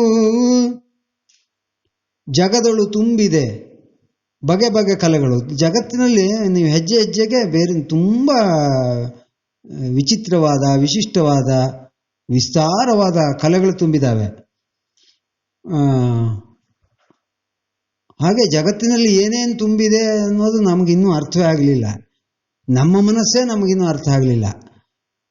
ನಿಜವಾಗಿ ಕನ್ನಡ ಭಾಷೆ ಪ್ರತಿ 7 ಕಿಲೋಮೀಟರ್ಗೆ ತನ್ನ ಸ್ವರೂಪವನ್ನು ಬದಲಾಯಿಸ್ಕೊಳ್ಳುತ್ತೆ. ಕರ್ನಾಟಕ ಇರೋದು ಇಷ್ಟು ಸಣ್ಣ, ಅದರಲ್ಲಿ ಪ್ರತಿ 7 ಕಿಲೋಮೀಟರ್ಗೆ ಬೇರೆ ಬೇರೆ ಕನ್ನಡ ಇದೆ. ಅಷ್ಟು ಬಗೆ ಬಗೆ ಇದೆ. ನಾವು ನಮ್ಮೂರಿನಲ್ಲಿರುವ ಒಂದು ಯಾವುದೋ ಆಟ ಪಕ್ಕದೂರಿನಲ್ಲಿ ಮತ್ತೊಂದು ಸ್ವರೂಪ 16 ಮತ್ತೊಂದು ಸ್ವರೂಪವನ್ನು ಪಡ್ಕೊಂಡಿರುತ್ತೆ. ಕಲೆಗಳು ಹಾಗೆ, ಬದುಕಿನ ಕ್ರಮಗಳು ಹಾಗೆ. ನಾವು ಒಂದು ಕಡೆಯಿಂದ ಮತ್ತೊಂದು ಕಡೆ ಹೋದ ಹಾಗೆ, ನಮ್ಮನ್ನು ನಾವು ತೆರೆದುಕೊಳ್ತಾ ಹೋದ ಹಾಗೆ ಏನೇನೋ ಎಲ್ಲ ಕಾಣುತ್ತೆ. ಆ ಕಲೆಯ ಹಿಂದೆ ಮತ್ತೊಂದು ಸಂಸ್ಕೃತಿಯೇ ಅಡಗಿರುತ್ತೆ, ಬದುಕುವ ವಿಧಾನವೇ ಅಡಗಿರುತ್ತೆ. ಇಲ್ಲಿ ಜಾನಪದೀಯವಾಗಿ ನಮ್ಮಲ್ಲಿ ಹಸೆ ಚಿತ್ತಾರ ಅಂತಿದೆ. ಹೆಚ್ಚಾಗಿ ವ್ಯವಸಾಯದ ಬದುಕನ್ನು ನಡೆಸುವಂಥವ್ರ ಮನೆಗಳಲ್ಲಿ ಆ ಹಸೆ ಚಿತ್ತಾರ ಇರುತ್ತೆ. ಆ ಹಸೆ ಚಿತ್ತಾರ ಅವರ ಬದುಕಿನ ವ್ಯವಸ್ಥೆಯನ್ನು ತೋರಿಸುತ್ತೆ ನಮಗೆ. ನಮ್ಮ ಯಕ್ಷಗಾನ ನಮ್ಮ ಬದುಕಿನ ವ್ಯವಸ್ಥೆಯನ್ನು ತೋರಿಸುತ್ತೆ. ಹೀಗೆ ಆ ಕಲೆಯನ್ನು ತಿಳಿತೇವೆ ಅಂತ ಹೊರಟ್ರೆ ನಮ್ಗೆ ಅದರಿಂದ ಮತ್ತೊಂದು ಸಂಸ್ಕೃತಿಯೇ ನಮಗೆ ತೆರೆಕೊಂಡ್ಬಿಡುತ್ತೆ. ಆದ್ರಿಂದ ಈ ಮಿತಿಯನ್ನು ಬಿಟ್ಟು, ನಮ್ಮೂರಿನ ಗಡಿ ಬಿಟ್ಟು ದೇಶ ಸುತ್ತು ಕೋಶ ಓದು ಅಂತ ಹಿಂದಿನ ಗಾದೆ, ಹಾಗೆ ನಮ್ಮ ಗಡಿಯನ್ನು ಬಿಟ್ಟು ನಮ್ಮೂರಲ್ಲಿ ಏನಿದೆ ಅಷ್ಟನ್ನೇ ತಿಳ್ಕೊಳ್ದೆ ಹೊರಗಡೆ ಏನಿದೆ ಅಂತ ಬಗೆದೂರೇ ಹುಡುಕುತ್ತಾ ಬಗದು ನೋಡ್ತಾ ಹೋದ್ರೆ, ಆಳಕ್ಕಿಳಿದು ನೋಡ್ತಾ ಹೋದ್ರೆ, ಆವಾಗ ಎಲ್ಲೆಲ್ಲಿ ಯಾವುದು ಒಳ್ಳೆಯದಿದೆಯೋ ಅದನ್ನು ನಾವು ತೆಗೆದುಕೊಳ್ಳೋಕೆ ಸಾಧ್ಯ. ಅದನ್ನು ನಾವು ಸ್ವೀಕರಿಸುವುದರ ಮೂಲಕ ನಮ್ಮ ಬದುಕು ಹಗುರಾಗುವುದಕ್ಕೆ ಸಾಧ್ಯ, ತುಂಬ ಸುಲಲಿತವಾಗಿ ಬದುಕೋದಕ್ಕೆ ಸಾಧ್ಯ, ಒಳ್ಳೆಯದಾಗಿ ಬದುಕೋದಕ್ಕೆ ಸಾಧ್ಯ ಅನ್ನೋದನ್ನು ಈ ಪದ್ಯದಿಂದ ಹಾಡ್ತೇನೆ. ಈ ಸಂಸ್ಕೃತಿಯ ಬಗ್ಗೆ ನಿನ್ನ ಅಭಿಪ್ರಾಯ ಏನಾದರೂ ಇದ್ರೆ ಹಂಚ್ಕೊಳ್ಬಹುದು. ಈ ನಮ್ಮ ಸ್ಕೂಲೆಲ್ಲ ಇಟ್ಕೊಂಡ್ರೆ ಹೊಂಗೆರಣೋತ್ಸವ ಅಂತ ಈ ಸಂಸ್ಕೃತಿನ ಎಲ್ಲ ಕಡೆ ತೋರ್ಸೋದಕ್ಕೆ ಈ ಹೊಂಗೆರಣೋತ್ಸವ ಮಾಡೋದು. ಇದರಲ್ಲಿ ನಾವು ಸುಮಾರು ಈ ಕಲೆ ನೋಡ್ತೀವಿ, ಹಸೆ ಚಿತ್ತಾರ ನೋಡ್ತೀವಿ, ಯಕ್ಷಗಾನ ನೋಡ್ತೀವಿ, ಜಾನಪದ ಗೀತೆ ನೋಡ್ತೀರಿ, ಹಾಗೆ ಸುಮಾರೆಲ್ಲ ನೋಡ್ತೀವಿ. ಇದು ನನಗೆ ತುಂಬಾ ಇಷ್ಟ ಆಗಿದ್ದು ಈ ಹೊಂಗೆರಣೋತ್ಸವ. ಇಲ್ಲಿನ ಸಡಗರನೇ ಬೇರೆ ಆಗಿರತ್ತೆ ಅವತ್ತಿನ ದಿನ. ಆಮೇಲೆ ಈ ಸಂಸ್ಕೃತಿ ತುಂಬಾ ಬದಲಾಗಿದೆ ಈಗ. ಮುಂಚೆ ಯಾರನ್ನಾರು ಈಗೆಲ್ಲಾರು ಹೋಗ್ತಿದೀವಿ ಅಂದ್ರೆ ಎಲ್ಲಾರು ಜಾಗ ಗೊತ್ತಿಲ್ಲ ಅಂದ್ರೆ ರೂಟ್ ಕೇಳ್ತಿದ್ವಿ. ಈಗ ಅವಾಗ ಕೇಳಿದ್ರೆ ಹೇಳ್ತಿದ್ರು, ಈಗ ಕೇಳಿದ್ರೆ ನಂಗೆ ಗೊತ್ತಿಲ್ಲ ಹೋಗ್ರಿ ಅಂತಾರೆ. ಮತ್ ನಾವು ಕೇಳೋದು ಇಲ್ಲ, ನಾವು ಗೂಗಲ್ ಮ್ಯಾಪ್ ಅಲ್ಲಿ ನೋಡ್ಬಿಡ್ತೇವೆ. ಹಾ, ಅದು ಹೌದು. ಕೆಲವೊಬ್ರು ಕೇಳ್ತಾರಲ್ಲ. ಕೇಳಿದ್ರೆ ಗೊತ್ತಿಲ್ಲ, ನಾನಂತೂ ಗೊತ್ತಿಲ್ಲ ಅಂತಲೇ ಹೇಳೋದು ಹೆಚ್ಚಾಗಿ. ಪಕ್ಕಾ ಗೊತ್ತಿದ್ದೀನಿ, ನಮ್ಮನೆ ಅಷ್ಟೇ ನಿಕ್ಕಿ ಗೊತ್ತಿದೆ ಅಂದ್ರೆ ಮಾತ್ರ ಹೇಳ್ತೀನಿ ಅಲ್ವಾ. ಹಾಗೆ ಸಂಸ್ಕೃತಿ ಮತ್ತು ಬದುಕುವ ವಿಧಾನ ಬದಲಾಗ್ತಾ ಹೋಗುತ್ತೆ ಅಂತ ಹೇಳಕ್ ಹೊರಟಿದ್ದೀನಿ. ಒಳ್ಳೇದು. ಆದ್ರೆ ಬದಲಾಗುವ ಸಂಸ್ಕೃತಿಯ ನಡುವೆಯೂ ಒಂದು ಮಾನವೀಯತೆಯನ್ನ, ಒಂದು ನಮ್ಮತನವನ್ನ ಉಳಿಸ್ಕೊಳ್ಳೋದಕ್ಕೆ ಸಾಧ್ಯ. ರಸ್ತೆ ಕೇಳಿದಾಗ ನಾವು ಹೇಳ್ಬೋದಾಗತ್ತೆ, ಮತ್ತೆ ನಮ್ಗೆ ರಸ್ತೆ ಅಗತ್ಯ ಇದ್ದಾಗ ಎಲ್ಲಾ ಸಂದರ್ಭದಲ್ಲೂ ಗೂಗಲ್ ಮ್ಯಾಪ್ನ ಹುಡುಕ್ಬೇಕು ಅಂತಿಲ್ಲ. ಕನಿಷ್ಠ ಆ ಕ್ಷಣದಲ್ಲಾದ್ರೂ ನಾವು ಮತ್ತೊಬ್ಬ ಮನುಷ್ಯನ ಗೌರವದಿಂದ ಮಾತಾಡ್ಸೋದು ಕಲಿಬೇಕಲ್ವಾ. ಆದ್ರಿಂದ ಎಲ್ಲಿ ಸಾಧ್ಯ ಇದೆಯೋ ಅಲ್ಲಿ ಬಗೆದೂರ ಹುಡುಕುತ್ತಾ ಹೋಗ್ಬೇಕು. ನಾವು ಇನ್ನೊಬ್ಬರನ್ನ ಏನು ಬಾಯಿ ಬಿಡ್ಸಕ್ಕಾಗತ್ತೆ, ಏನ್ ತಿಳ್ಕೊಳಕ್ಕಾಗತ್ತೆ ನೋಡ್ಬೇಕು. ಈಗ ಈ ರಸ್ತೆ ಹುಡುಕುವ ವಿಷಯದಲ್ಲಿ ಹೇಳ್ತೇನೆ, ಕೆಲವರಿಗೆ ಒಂದು ಡೆಸ್ಟಿನೇಷನ್ ಅನ್ನ ಹಿಂಗ್ ಹೋಗಿ ಹೀಗ್ ಬಂದು ಹೀಗೆ ತಲುಪಬೇಕು ಅಂತ ರಸ್ತೆಯನ್ನು ವಿವರಿಸೋದಕ್ಕೆ ಬರೋದಿಲ್ಲ. ಕೆಲವರು ತುಂಬಾ ಅದ್ಭುತವಾಗಿ ಮತ್ತೆ ಯಾರ ಹತ್ರ ಕೇಳೋದೇ ಬೇಕಾಗೋದಿಲ್ಲ, ನೀವು ಅಷ್ಟು ಪಕ್ಕ ಆಗಿ ಹೇಳ್ತಾರೆ. ಗಮನಿಸಿದ್ಯಾ ನೀನು ಅದನ್ನ? ಅದೊಂದು ಕಲೆ. ಗೊತ್ತೇ ಇಲ್ಲದವರಿಗೆ ಹೀಗೆ ಬಂದ್ರೆ ಹೊಂಗಿರಣದ ಗೇಟಿನಿಂದ ಒಳಗೆ ಬಂದ್ರೆ ಅಲ್ಲಿಂದ ಮುಂದೆ ಬಂದ ತಕ್ಷಣ ಎಡಗಡೆ ಮನೆ ಇದೆ, ಅಲ್ಲಿಂದ ಮುಂದೆ ಬಂದ್ರೆ ಬಲಗಡೆ ವಾಟರ್ ಟ್ಯಾಂಕ್ ಇದೆ, ಮತ್ತೊಂದು ಕ್ರಾಸ್ ಇದೆ, ಆ ಕ್ರಾಸಲ್ಲಿ ಹೋಗ್ಬೇಡಿ, ಇನ್ನೂ ಮುಂದೆ ಬನ್ನಿ ಮತ್ತೊಂದು ಕ್ರಾಸ್ ಇದೆ, ಅಲ್ಲೂ ಹೋಗ್ಬೇಡಿ, ಅದ್ರ ಮುಂದಿನ ಕ್ರಾಸಲ್ಲಿ ಬಲಗಡೆ ಬಂದ್ರೆ ಲೈಬ್ರರಿ ಇದೆ ಅಂತ ಹೇಳೋದು ಪಕ್ಕಾ ವ್ಯವಸ್ಥೆ. ನೀನು ಹೊಂಗಿರಣ ಗೇಟ್ ದಾಟಿದ ತಕ್ಷಣ ನೇರ ಬರ್ತಾ ಹೋಗೋ, ಡೆಡ್ ಎಂಡಿಗೆ ಹೋಗಿ ಅಲ್ಲಿಂದ ಡೆಡ್ ಎಂಡಿಗಿಂತ ಮುಂಚೆ ಒಂದು ರೈಟ್ ಟರ್ನ್ ತಗೊಂಡ್ಬಿಡು ಅಂದ್ರೆ ಅವನು ಇಲ್ಲಿಗೆ ಬರ್ಬೇಕು ಅಂದ್ರೆ ಇನ್ನೂ ಮುಂದೆ ಹೋಗಿ ಬರ್ಬೇಕಾ ಅಲ್ವಾ. ಹಾಗಾಗತ್ತೆ ಕೆಲವರು ರಸ್ತೆ ಹೇಳೋದು. ಇದರಲ್ಲೂ ಕೂಡ ಪ್ರತಿಯೊಂದು ವಿಷಯದಲ್ಲೂ ನಾವು ಪ್ರತಿ ಕ್ಷಣವೂ ಕಲಿಯೋದಿದೆ, ಕಲಿತಾ ಹೋಗೋದಿದೆ, ಇನ್ನೊಬ್ಬರಿಗೆ ಕಲಿಸೋದು ಇದೆ. ಆದ್ರಿಂದ ಸಂಸ್ಕೃತಿ, ಸಂಸ್ಕಾರ, ಕಲೆ, ಬದುಕು ಇವೆಲ್ಲವೂ ಒಂದರ ಜೊತೆಗೆ ಒಂದು. ಇವೆಲ್ಲವೂ ಮಾತಿನಿಂದಲೂ ಕೂಡ ಒಂದು ಸಂಸ್ಕೃತಿ ಸಂಸ್ಕಾರಗಳು ಬೆಳೆಯುತ್ತೆ ಅನ್ನೋದು ನನಗೂ ಅರ್ಥವಾಗಿರುವ ವಿಷಯ. ನೀನು ಹೇಳಿದ ಸಂಗತಿ ನನ್ನನ್ನು ಅಲ್ಲಿಗೆ ತೆಗೆದುಕೊಂಡು ಹೋಯ್ತು ಅಂತ ಅನ್ನಿಸ್ತದೆ. ಈಗ ಚಿಟ್ಟೆ ಆಗಿರುವ ವಯಸ್ಸಿಗೆ ಬರ್ತಾ ಇದ್ದೀವಿ ನಾವು. 11 ಮತ್ತು 12ನೇ ಕ್ಲಾಸನ್ನ ರೆಪ್ರೆಸೆಂಟ್ ಮಾಡ್ತಾ ಇರುವ ಮಿತ್ರನ ಅಭಿಪ್ರಾಯ ಏನು ಅಂತ ಕೇಳೋಣ. ಅವಧಾನಿಗಳಿಗೆ ನಮಸ್ಕಾರ. ನಮಸ್ಕಾರ. ಸಮಸ್ತ ವೀಕ್ಷಕರಿಗೂ ನಮಸ್ಕಾರ.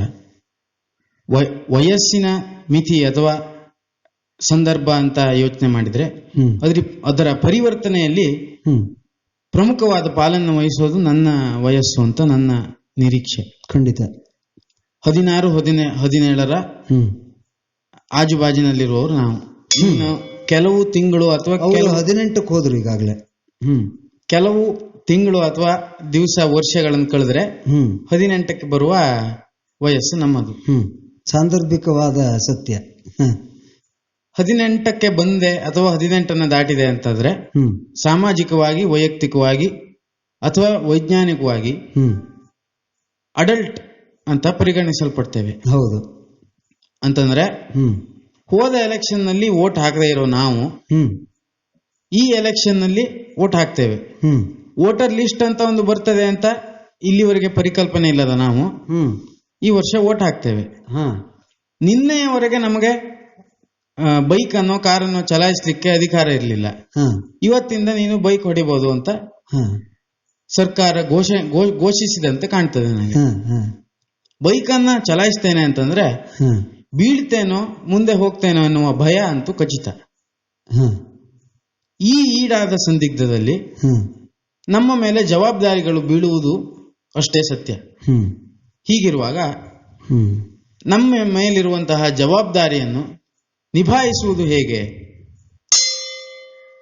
18ನ್ನು ದಾಟಿದ ನಾವು 19ಕ್ಕೆ ಬಂದ ಮೇಲೆ ಹೇಗೆ ನಮ್ಮ ಜವಾಬ್ದಾರಿಯನ್ನು ನಿರ್ವಹಿಸುವುದು ಅಂತ ನನ್ನ ಪ್ರಶ್ನೆ, ಪದ್ಯ, ಕೋರಿಕೆ. ಅಂದ್ರೆ ಈ ವಯಸ್ಸಿನಲ್ಲಿ ನಿಮಗೆ ಅಪೇಕ್ಷೆ ಇರಲಿ ಇಲ್ಲದೆ ಇರಲಿ ತಾನಾಗಿಯೇ ಬಂದೊದಗುವ ಹೊಣೆಗಾರಿಕೆಯ ಬಗ್ಗೆ ಒಂದು ಕುತೂಹಲ, ಇದು ಸಹಜವಾಗಿ ಇರಬೇಕಾದದ್ದು. ನಿಮ್ಮನ್ನು ನೀವು ಪ್ರಪಂಚಕ್ಕೆ ಉದ್ಘಾಟಿಸಿಕೊಳ್ಳುವ ವಯಸ್ಸಿದು. ಹೇಗೆ ತೊಡಗಿಸಿಕೊಳ್ಬೇಕು ನನ್ನನ್ನು ಅಂತ ಹುಡುಕ್ತಾ ಹೋಗುವ ವಯಸ್ಸು. ಕೋಶಾವಸ್ಥೆಯನ್ನು ದಾಟಿ ಚಿಟ್ಟೆಯಾಗಿ ಇನ್ನೇನು ಹಾರಬೇಕು, ರೆಕ್ಕೆ ಬಿಡಿಬೇಕು, ಹೇಗೆ ಹಾರೋದು ಕಲಿಯುವ ವಯಸ್ಸು. ತಾನಾನ ತಾನಾನ ತಾನಾನ ಅವಧಾನಿಗಳೇ, ಬುದ್ಧಿವಂತನಿಗೆ ಮಾತಿನ ಪೆಟ್ಟು, ದಡ್ಡನಿಗೆ ದೊಣ್ಣೆ ಪೆಟ್ಟು ಹೇಳ್ತಾರೆ. ಹಾಗಾದ್ರೆ ಈ ಮಧ್ಯಮನಿಗೆ ಯಾವ ಪೆಟ್ಟು?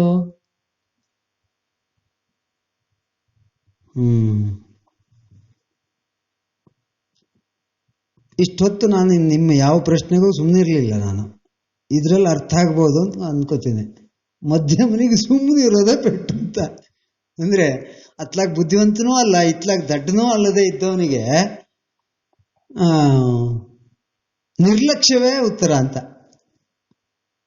ಸುಮ್ಮನೆ ಇರೋದೇ ಅದಕ್ಕೆ ಸರಿಯಾದ ದಾರಿ. ಯಾಕಂದ್ರೆ ಅವನು ಕೇಳೋ ಮಾತು, ಹೇಳೋ ಮಾತು ಅದು ಬುದ್ಧಿವಂತಿಕೆಯಿಂದ ಕೂಡಿದ್ದೋ ದಡ್ಡತನದಿಂದ ಕೂಡಿದ್ದೋ ಅಂತ ತಿಳ್ಕೊಳ್ಳೋದಕ್ಕೆ ನಮ್ಮ ಬುದ್ಧಿವಂತಿಕೆ ಎಲ್ಲ ಖರ್ಚಾಗ್ಬಿಡುತ್ತೆ. ಆದ್ರಿಂದ ಅದು ಸುಮ್ಮನೆ ಇದ್ದು ಬಿಡೋದು ಒಳ್ಳೇದು ಅಂತ. ತಾನಾನ ತಾನಾನ ತಾನ ತಾನಾನ.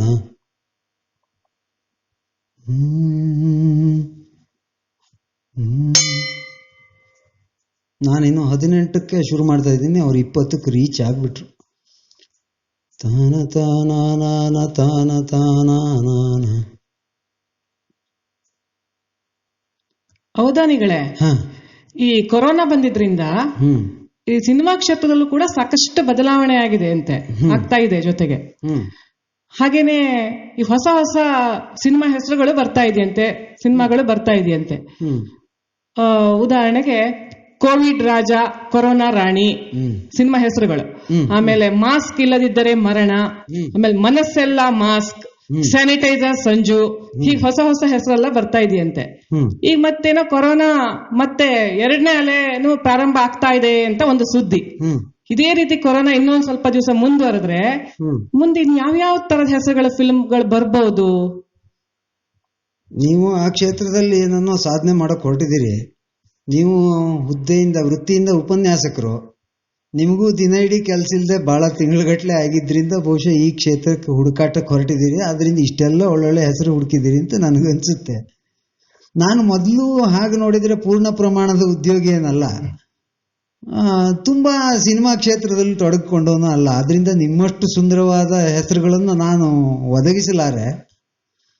ಆದ್ರೆ ನೀವು ಕ್ಷಣ ಕ್ಷಣಕ್ಕೂ ನನ್ನ ಕುತ್ತಿಗೆ ಹಿಸುಕುತ್ತಿರುವ ಪರಿಯನ್ನು ನೋಡಿದ್ರೆ ಮಾಸ್ಕ್ ಇದ್ದರೂ ಮರಣ ಅಂತ ಒಂದು ಸಿನಿಮಾ ಮಾಡ್ಬೋದು.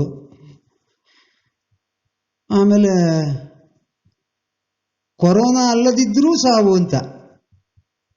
ಈಗ ಅವಧಾನಿಗೆ ನಿಜವಾಗಿ ಬದುಕಾಗಲಿ ಸಾವಾಗಲಿ ಪ್ರಾಪ್ತ ಆಗೋದು 21 ಪ್ರಾಪ್ತವಾಗೋದು ಅಪ್ರಸ್ತುತ ಪ್ರಸಂಗಿಯಿಂದಲೇ.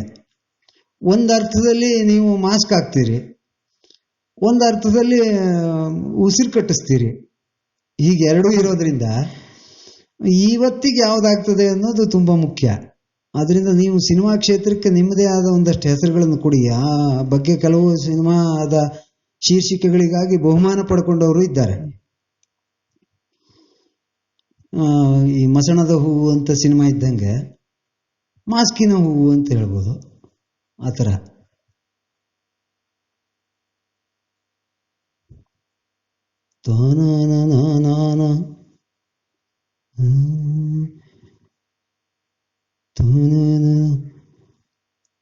ವಯಸ್ಸು 18 ವಯಸ್ಸು 18 ಹೊಣೆಯು ಹೆಗಲಿಗೆ ಬಂತು. ವಯಸ್ಸು 18 ಹೊಣೆಯು ಹೆಗಲಿಗೆ ಬಂತು. ವಯಸ್ಸು 18 ಹೊಣೆಯು ಹೆಗಲಿಗೆ ಬಂತು. ತರನಾನ ತಾರನಾನ.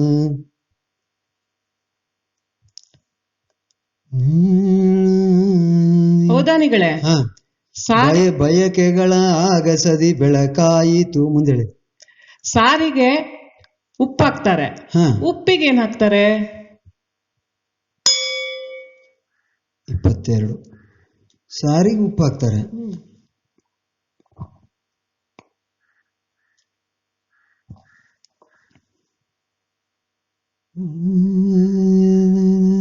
ನನಗೆ ಅಡುಗೆ ಮಾಡಿ ಗೊತ್ತಿಲ್ಲ, ನಿಮಗೆ ಗೊತ್ತಿದೆ ಅನ್ಕೋತೀನಿ. ನನಗೆ ಮೊದಲನೇ ವಿಭಾಗ ಗೊತ್ತು, ಸಾರಿಗೆ ಉಪ್ಪು ಹಾಕೋದು ಗೊತ್ತು. ಆ ಉಪ್ಪಿಗೆ ಇನ್ನೇನು ಹಾಕ್ತಾರೆ ಅಂತ ನೀವೇ ವಿವರಿಸಬೇಕು. ನಾನೇನಂದ್ರೆ ಕೈ ಹಾಕೋದು ಅಷ್ಟೇ, ಉಪ್ಪಿಗೆ ಕೈ ಹಾಕ್ತೀವಿ. ಹೌದು, ಅದ್ಭುತವಾದ ಪ್ರಶ್ನೆ ಮತ್ತು ಉತ್ತರ. ನೀವು ಇದಕ್ಕೆ ನೀವೇ ಉತ್ತರ ಹೇಳದೇ ಇದ್ರೆ ಇದರ ಸ್ವಾರಸ್ಯವೇ ನಮ್ಗೆ ಅರ್ಥ ಆಗೋದಿಲ್ಲ. ಕೆಲವೊಮ್ಮೆ ಅವಧಾನಿ ಒತ್ತಡದಲ್ಲಿದ್ದಾಗ ಅದರಲ್ಲಿರುವ ಹಾಸ್ಯದ ಹೊಳಹು ಸಿಗೋದೇ ಇಲ್ಲ. ಅವಧಾನಿ ನೀರಸ ಆಗ್ಬಿಡ್ತಾನೆ. ಆದ್ರಿಂದ ನಾವು ನೀರಸ ಆದ ಕ್ಷಣದಲ್ಲಿ ನಿಮ್ಮ ಹತ್ರವೇ ಕೇಳ್ತೀವಿ ಏನಿದೆ ಇದರಲ್ಲಿ ಅಂತ. ವಯಸ್ಸು 18 ಆಯ್ತು, ಹೊಣೆಯು ಹೆಗಲಿಗೆ ಬಂತು,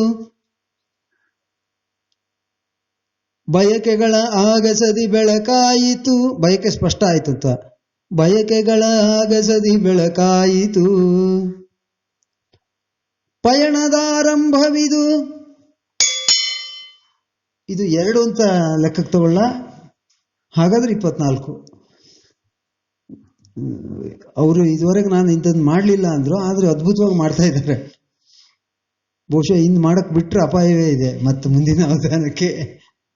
ವಯಸ್ಸು 18 ಆಯ್ತು, ಹೊಣೆಯು ಹೆಗಲಿಗೆ ಬಂತು, ಬಯಕೆಗಳ ಆಗಸದಿ ಬೆಳಕಾಯಿತು, ಪಯಣದಾರಂಭವಿದು, ಪಯಣದಾರಂಭವಿದು, ಪಯಣದಾರಂಭವಿದು. ಅವಧಾನಿಗಳೇ, ಪಯಣದಾರಂಭವಿ ಹೇಳಿ. ನೀರಿನ ಸಾಗರ ಹುಡುಕುವೆನು. ನೀರಿನ ಸಾಗರ ದಾಟ್ಲಿಕ್ಕೆ ತೆಪ್ಪ ಬೇಕು, ಸಂಸಾರ ಸಾಗರ ದಾಟ್ಲಿಕ್ಕೆ ತೆಪ್ಪಗಿರ್ಬೇಕು ಅಂತ ಹೇಳ್ತಾರೆ. ಹೌದು. ಅವಧಾನಿಗಳ ಅನುಭವದ ಉತ್ತರ ಏನಾದ್ರು ಇದೆಯಾ? ಖಂಡಿತ ತಪ್ಪಿಗಿರಬೇಕು. ನಾನು ಯಾವಾಗಲೂ ಹೇಳ್ತೇನೆ, ನಮ್ಮನೇಲಿ ಜಗಳ ಆಗೋದಿಲ್ಲ ಅಂತ. ನನ್ನ ಹೆಚ್ಚಿನ ಅವಧಾನಗಳಲ್ಲಿ ಈ ವಿಷಯಕ್ಕೆ ಸಂಬಂಧಪಟ್ಟ ಪ್ರಶ್ನೆಗಳು ಬಂದಾಗ ಇದನ್ನು ಹೇಳ್ತೀನಿ ನಾನು. ನಮ್ಮ ಮನೆಯಲ್ಲಿ ನಾನು ನನ್ನ ಹೆಂಡತಿ ಮಧ್ಯೆ ಜಗಳವೇ ಆಗೋದಿಲ್ಲ, ಬಹಳ ಕಡಿಮೆ. ಯಾಕೆಂದ್ರೆ ಅವಳಿಗೆ ತುಂಬಾ ಸಿಟ್ಟು. ಈ ಜಗಳ ಆಗೋದು ಸಿಟ್ಟು ಬಂದಾಗಲ್ವಾ, ಮಾತಿಗೆ ಬೆಳೆಯೋದು. ಅವಳಿಗೆ ತುಂಬಾ ಸಿಟ್ಟು ಬಂದಾಗ ನಾನು ಸುಮ್ಮನಿರ್ತೇನೆ, ಆದ್ರಿಂದ ಅವತ್ತು ಜಗಳ ಆಗೋದಿಲ್ಲ. ನಂಗೆ ತುಂಬಾ ಸಿಟ್ಟು ಬಂದಾಗ ಅವಾಗಲೂ ನಾನೇ ಸುಮ್ಮನಿರ್ತೇನೆ, ಜಗಳ ಆಗೋದಿಲ್ಲ. ಒಳ್ಳೆ ಉತ್ತರ. ಪಯಣದಾರಂಭವಿದು. ಕಳೆದು ಹಾಕಿದ್ರು ಆ ಸಾಲ. ಪಯಣದಾರಂಭವಿದು, ಪಯಣದಾರಂಭವಿದು, ಗುರಿಯ ನೀ ಹುಡುಕಲಿಕೆ. ಪಯಣದಾರಂಭವಿದು, ಗುರಿಯ ನೀ ಹುಡುಕಲಿಕೆ. ಪಯಣದಾರಂಭವಿದು, ಗುರಿಯ ನೀ ಹುಡುಕಲಿಕೆ.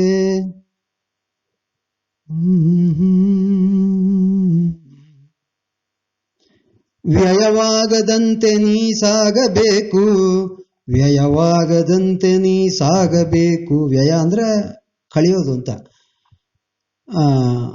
ಈ ವಯಸ್ಸಿನ ಮಕ್ಕಳು ಯಾವುದ್ರ ಕಡೆಗೆ ಸಾಗಬೇಕು ಅಂದ್ರೆ ಅದು ಚಿಟ್ಟೆಯೇ ಆಗಬೇಕು ಅಂತ. ವಯಸ್ಸು 18 ಆಯ್ತು, ಹೊಣೆಯು ಹೆಗಲಿಗೆ ಬಂತು. ಜವಾಬ್ದಾರಿ ಬಂದಿದೆ ನಿಮಗೆ ಅನ್ನೋದನ್ನ ನೀವು ಅರ್ಥ ಮಾಡ್ಕೊಳ್ಬೇಕು. ಈ ವಯಸ್ಸಲ್ಲಿ ನೀವು ಚಿಟ್ಟೆ ಆಗಿದ್ದೀರಿ, ಹಾರಬೇಕು ಅನ್ನೋದು ಅರ್ಥ ಆಗಬೇಕು. ಮೊಟ್ಟೆಯಿಂದ ಚಿಟ್ಟೆಯವರೆಗೆ ಇಲ್ಲಿ ಪರಿವರ್ತನೆ ಆಗ್ತಾ ಇದೆ, ಆಗಿದೆ. ಈಗ ಹಾರಬೇಕು, ಹಾರಿ ತನ್ನ ಸೌಂದರ್ಯವನ್ನು ಪ್ರಪಂಚಕ್ಕೆ ತೋರಬೇಕು ಅನ್ನೋದೇ ಚಿಟ್ಟೆಗಿರುವ ಉದ್ದೇಶ. ಮತ್ತೆ ಇನ್ನೊಂದು ಹೂ ಕಾಯಾಗುವ ಪ್ರಕ್ರಿಯೆಗೂ ಅದು ಸಹಕರಿಸಬೇಕು. ಆ ಎಲ್ಲ ಕೆಲಸಗಳು, ಹೊಣೆಗಾರಿಕೆಗಳಿದೆ. ಆದ್ರಿಂದ ವಯಸ್ಸು 18 ಆದಾಗ ಹೊಣೆಗಾರಿಕೆ ಹೆಗಲಿಗೆ ಬರುತ್ತೆ. ಹೊಣೆಯು ಹೆಗಲಿಗೆ ಬಂತು, ಬಯಕೆಗಳ ಆಗಸದಿ ಬೆಳಕಾಯಿತು. ಏನ್ ಬೇಕು ಅಂತ ಕನ್ಫ್ಯೂಷನ್ ಇದ್ದಿದ್ದು, ಮುಂದೆ ನಾನು ಏನ್ ಮಾಡಬೇಕು, ನನಗೇನ್ ಬೇಕು ಅನ್ನುವ ವಿಷಯದಲ್ಲಿ ಸ್ಫುಟತೆ ಬರಬೇಕಾದ ವಯಸ್ಸು. ಮುಂದೆ ಏನ್ ಮಾಡಬೇಕು, ಏನ್ ಕೊಡಬೇಕು ನಾನು ಸಮಾಜಕ್ಕೆ, ನಾನು ಹೇಗಿರಬೇಕು, ಹೇಗಿರಬಾರ್ದು ಅನ್ನುವ ವಿಷಯದಲ್ಲಿ ಕ್ಲಿಯರ್ ಆಗಿಬಿಡ್ಬೇಕು ಮನಸ್ಸು, ಆ ವಯಸ್ಸು. ಆದ್ರಿಂದ ಬಯಕೆಗಳ ಆಗಸದಿ ಬೆಳಕಾಯಿತು.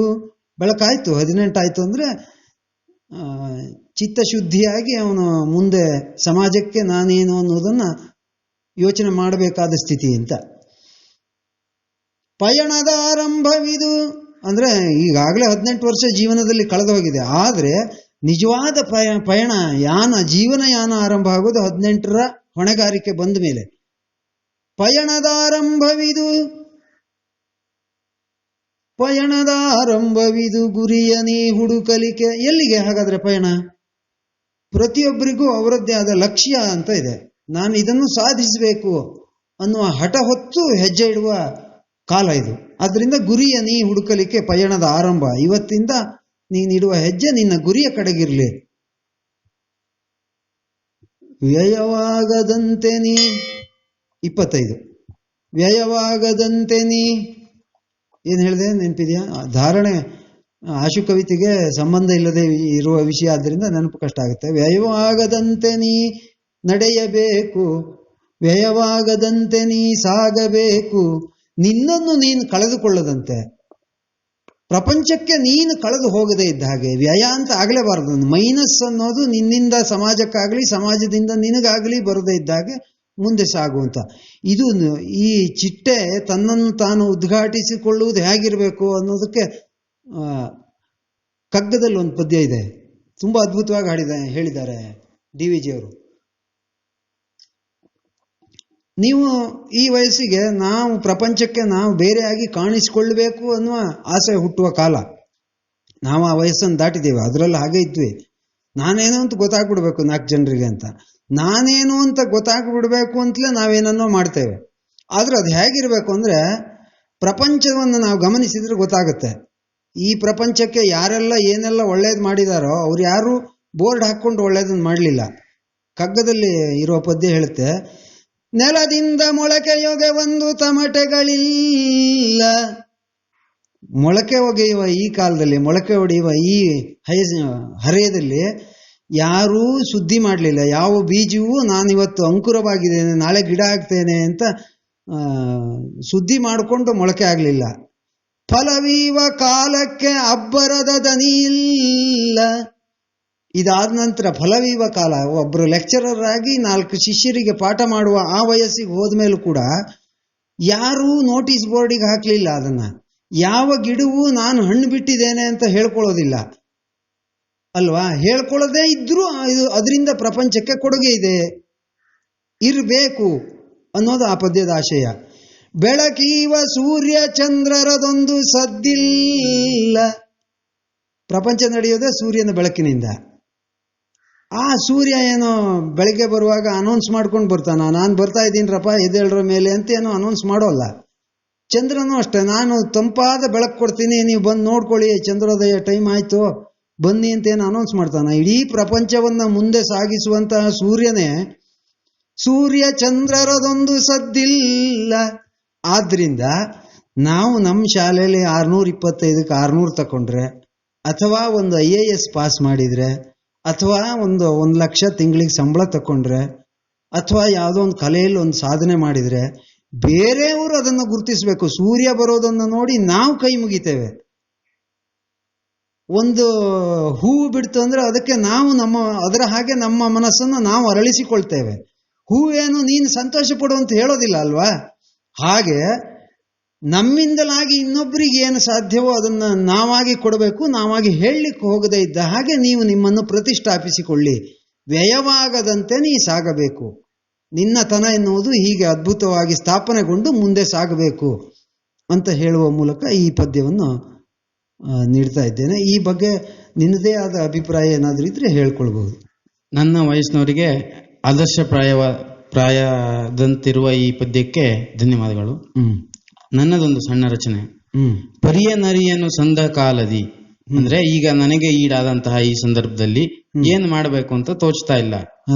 ಹಾಗಾದ್ರೆ ಏನ್ ಮಾಡಬೇಕು ಅಂತ ನೋಡಿದ್ರೆ, ಸರಿಯ ನರಸುತ ಚಾರ ಹೋಗುತ್ತ ಸರಿ ಯಾವುದು ಅಂತ ಯೋಚನೆ ಮಾಡ್ತಾ ಜೀವನವೆಂಬ ಪಯಣವನ್ನು ಆಸ್ವಾದಿಸ್ತಾ ಮುಂದೆ ಹೋಗುತ್ತಾ, ತೆರೆದುಕೊಳ್ಳುತ್ತಾ ನಮ್ಮನ್ನು ನಾವು ಜೀವನಕ್ಕೆ ತೆರೆದುಕೊಳ್ಳುತ್ತಾ, ನೂಕಿ ಜೀಕುತ್ತ ಅನಿವಾರ್ಯವಾದ್ರೆ ನೂಕಿ, ಅವಶ್ಯಕತೆ ಇದ್ರೆ ಜೀಕಿ, ನಮ್ಮ ಜೀವನದ ಆಸ್ವಾದನೆಯಲ್ಲಿ ತೊಡಗಿಕೊಳ್ತಾ ಗತಿಯ ಒದಿಸುವ ಈಗಿರುವ ಸ್ಥಿತಿಯನ್ನ ಒದಿಸ್ತಾ ಅಂಧಕಾರವನ್ನು ದೂರ ಮಾಡ್ತಾ ಪಯಣ ಸರಿ ಇಲ್ಲವೇ ಎಂಬ ಪ್ರಶ್ನಾರ್ಥಕದೊಂದಿಗೆ ನನ್ನ ಉತ್ತರವನ್ನು ಸೂಚಿಸುತ್ತಿದ್ದೇನೆ.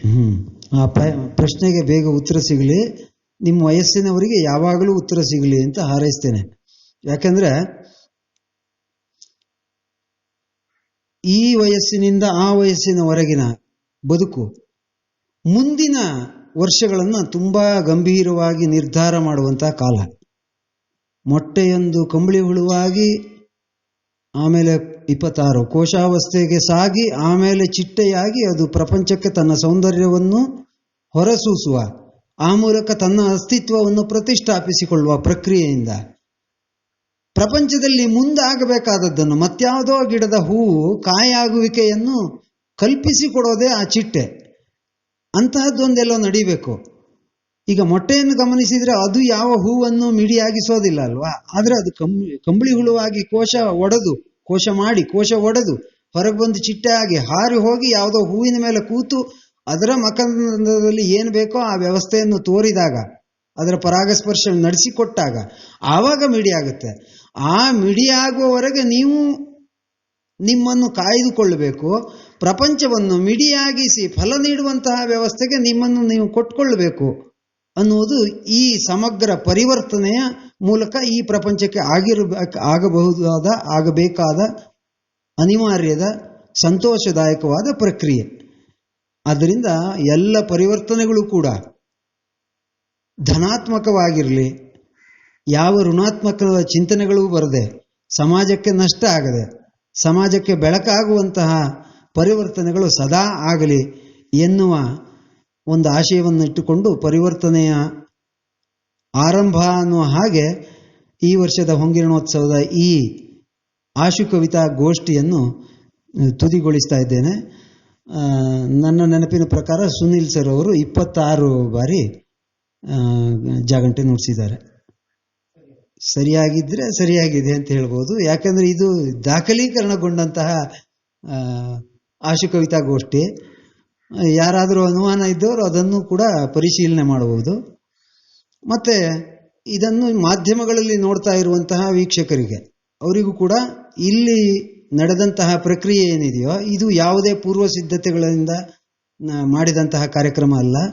ಈ 4 ಮಕ್ಕಳಿಗೆ ಹೀಗಿರ್ತದೆ ಕಾರ್ಯಕ್ರಮ, ನೀವು ಇಂಥದ್ದನ್ನು ಕೇಳಬೇಕು ಎನ್ನುವ ತಿಳುವಳಿಕೆಯನ್ನು ನಾನಷ್ಟೇ ನೀಡಿದ್ದು ವಿನಃ ಯಾವುದೇ ರೀತಿಯ ಪೂರ್ವಭಾವಿ ಸಿದ್ಧತೆಗಳು ಈ ಕಾರ್ಯಕ್ರಮದಲ್ಲಿಲ್ಲ. ಇಲ್ಲಿ ಬಂದ ಕವಿತೆಗಳು ಆಶುವಾಗಿದ್ದದ್ದೇ. ಈ 2 ಮಕ್ಕಳು ರಚನೆ ಮಾಡಿದ ಪದ್ಯಗಳು ಕೂಡ ಅವರೇ ಮನೆಯಲ್ಲಿ ಸಿದ್ಧಗೊಳಿಸಿಕೊಂಡಂತಹ ಪದ್ಯಗಳಾಗಿದೆ. ಅವರು ಪ್ರಸ್ತುತಪಡಿಸಿದ ವಿಷಯಗಳು ಕೂಡ ಅವರ ಸ್ವಂತ ಅಭಿಪ್ರಾಯ ಮತ್ತು ಅವರ ವಯಸ್ಸಿನ ಉಳಿದ ಮಕ್ಕಳ ಒಂದು ಮಾನಸಿಕ ಸಿದ್ಧತೆಯ, ಮಾನಸಿಕ ಸ್ಥಿತಿಯ ಸಮಗ್ರ ವ್ಯಕ್ತಪಡುವ ಪ್ರಕ್ರಿಯೆ ಅಂತ ಅಂದುಕೊಂಡು ಈ ಕಾರ್ಯಕ್ರಮವನ್ನು ಹೊಂಗಿರಣೋತ್ಸವದ ಈ ವರ್ಷದ ಸಾಹಿತ್ಯೋತ್ಸವದ ಅಂಗವಾಗಿ ಗಮನಿಸುತ್ತಿರುವ ಎಲ್ಲ ಪ್ರೇಕ್ಷಕರಿಗೂ ಸಮರ್ಪಿಸ್ತಾ ಇದ್ದೇನೆ. ಮತ್ತು ಇನ್ನೊಂದು ಸಾಂದರ್ಭಿಕವಾದ ಪರಿವರ್ತನೆಯಾಗಿ ಇದು ಹೀಗಾಗಿದೆ. ಯಾಕೆ ಬಂತು ಅಂದರೆ ಎಲ್ಲರಿಗೂ ಗೊತ್ತೇ ಇದೆ, ಕೊರೋನಾದಂತಹ ಮಹಾಮಾರಿ ಬಂದದ್ರಿಂದ. ಅಂತಹ ಕೊರೋನಾ ಎಂಬ ಮಾರಣಾಂತಿಕ ಕಾಯಿಲೆ ಬಂದು ಯಾರೆಲ್ಲ ಅಸುನೀಗಿದ್ದಾರೋ, ಯಾರ್ಯಾರು ಪಾಪದವರೆಲ್ಲ ಪ್ರಾಣ ಕಳ್ಕೊಳ್ಳುವ ಹಾಗಾಯಿತು, ಅವರೆಲ್ಲರ ಮುಂದಿನ ಸದ್ಗತಿಗಾಗಿ ನನ್ನ ಈ ಆಶು ಕವಿತಾ ಗೋಷ್ಠಿಯನ್ನು ಅವರಿಗೆ ಅರ್ಪಿಸಿ ನನ್ನ ಕಾರ್ಯಕ್ರಮವನ್ನು ಮುಗಿಸ್ತೇನೆ. ನಮಸ್ಕಾರ. ಆತ್ಮೀಯರೇ, ಕಳೆದ 2 ವಾರಗಳಿಂದ ಈ ವರ್ಚುವಲ್ ಹೊಂಗಿರಣೋತ್ಸವದ 3 ಭಾಗಗಳನ್ನು ತಾವೆಲ್ಲರೂ ವೀಕ್ಷಿಸಿದಿರ, ಅತಿ ಹೆಚ್ಚಿನ ಸಂಖ್ಯೆಯಲ್ಲಿ ವೀಕ್ಷಿಸಿ ಪ್ರೋತ್ಸಾಹಿಸಿದಿರ. ಇದೇ ರೀತಿಯಲ್ಲಿ ತಮ್ಮ ಎಲ್ಲ ಪ್ರೋತ್ಸಾಹ ಮತ್ತು ಸಹಕಾರ ನಮ್ಮ ಸಂಸ್ಥೆಗೆ ಇರಲಿ ಅಂತ ಹೇಳಿ ಆಶಿಸ್ತಾ, ಮತ್ತೊಮ್ಮೆ ಎಲ್ಲ ಸಂಸ್ಥೆಯ ಸಹೃದಯ ವೀಕ್ಷಕರಿಗೆ ಸಂಸ್ಥೆಯ ಪರವಾಗಿ ಧನ್ಯವಾದಗಳನ್ನು ಅರ್ಪಿಸ್ತಾ ಈ ವರ್ಷದ ಈ ಒಂದು ವರ್ಚುವಲ್ ಹೊಂಗಿರಣೋತ್ಸವವನ್ನು ಮುಗಿಸ್ತಾ ಇದ್ದೇವೆ. ಎಲ್ರಿಗೂ ನಮಸ್ಕಾರ.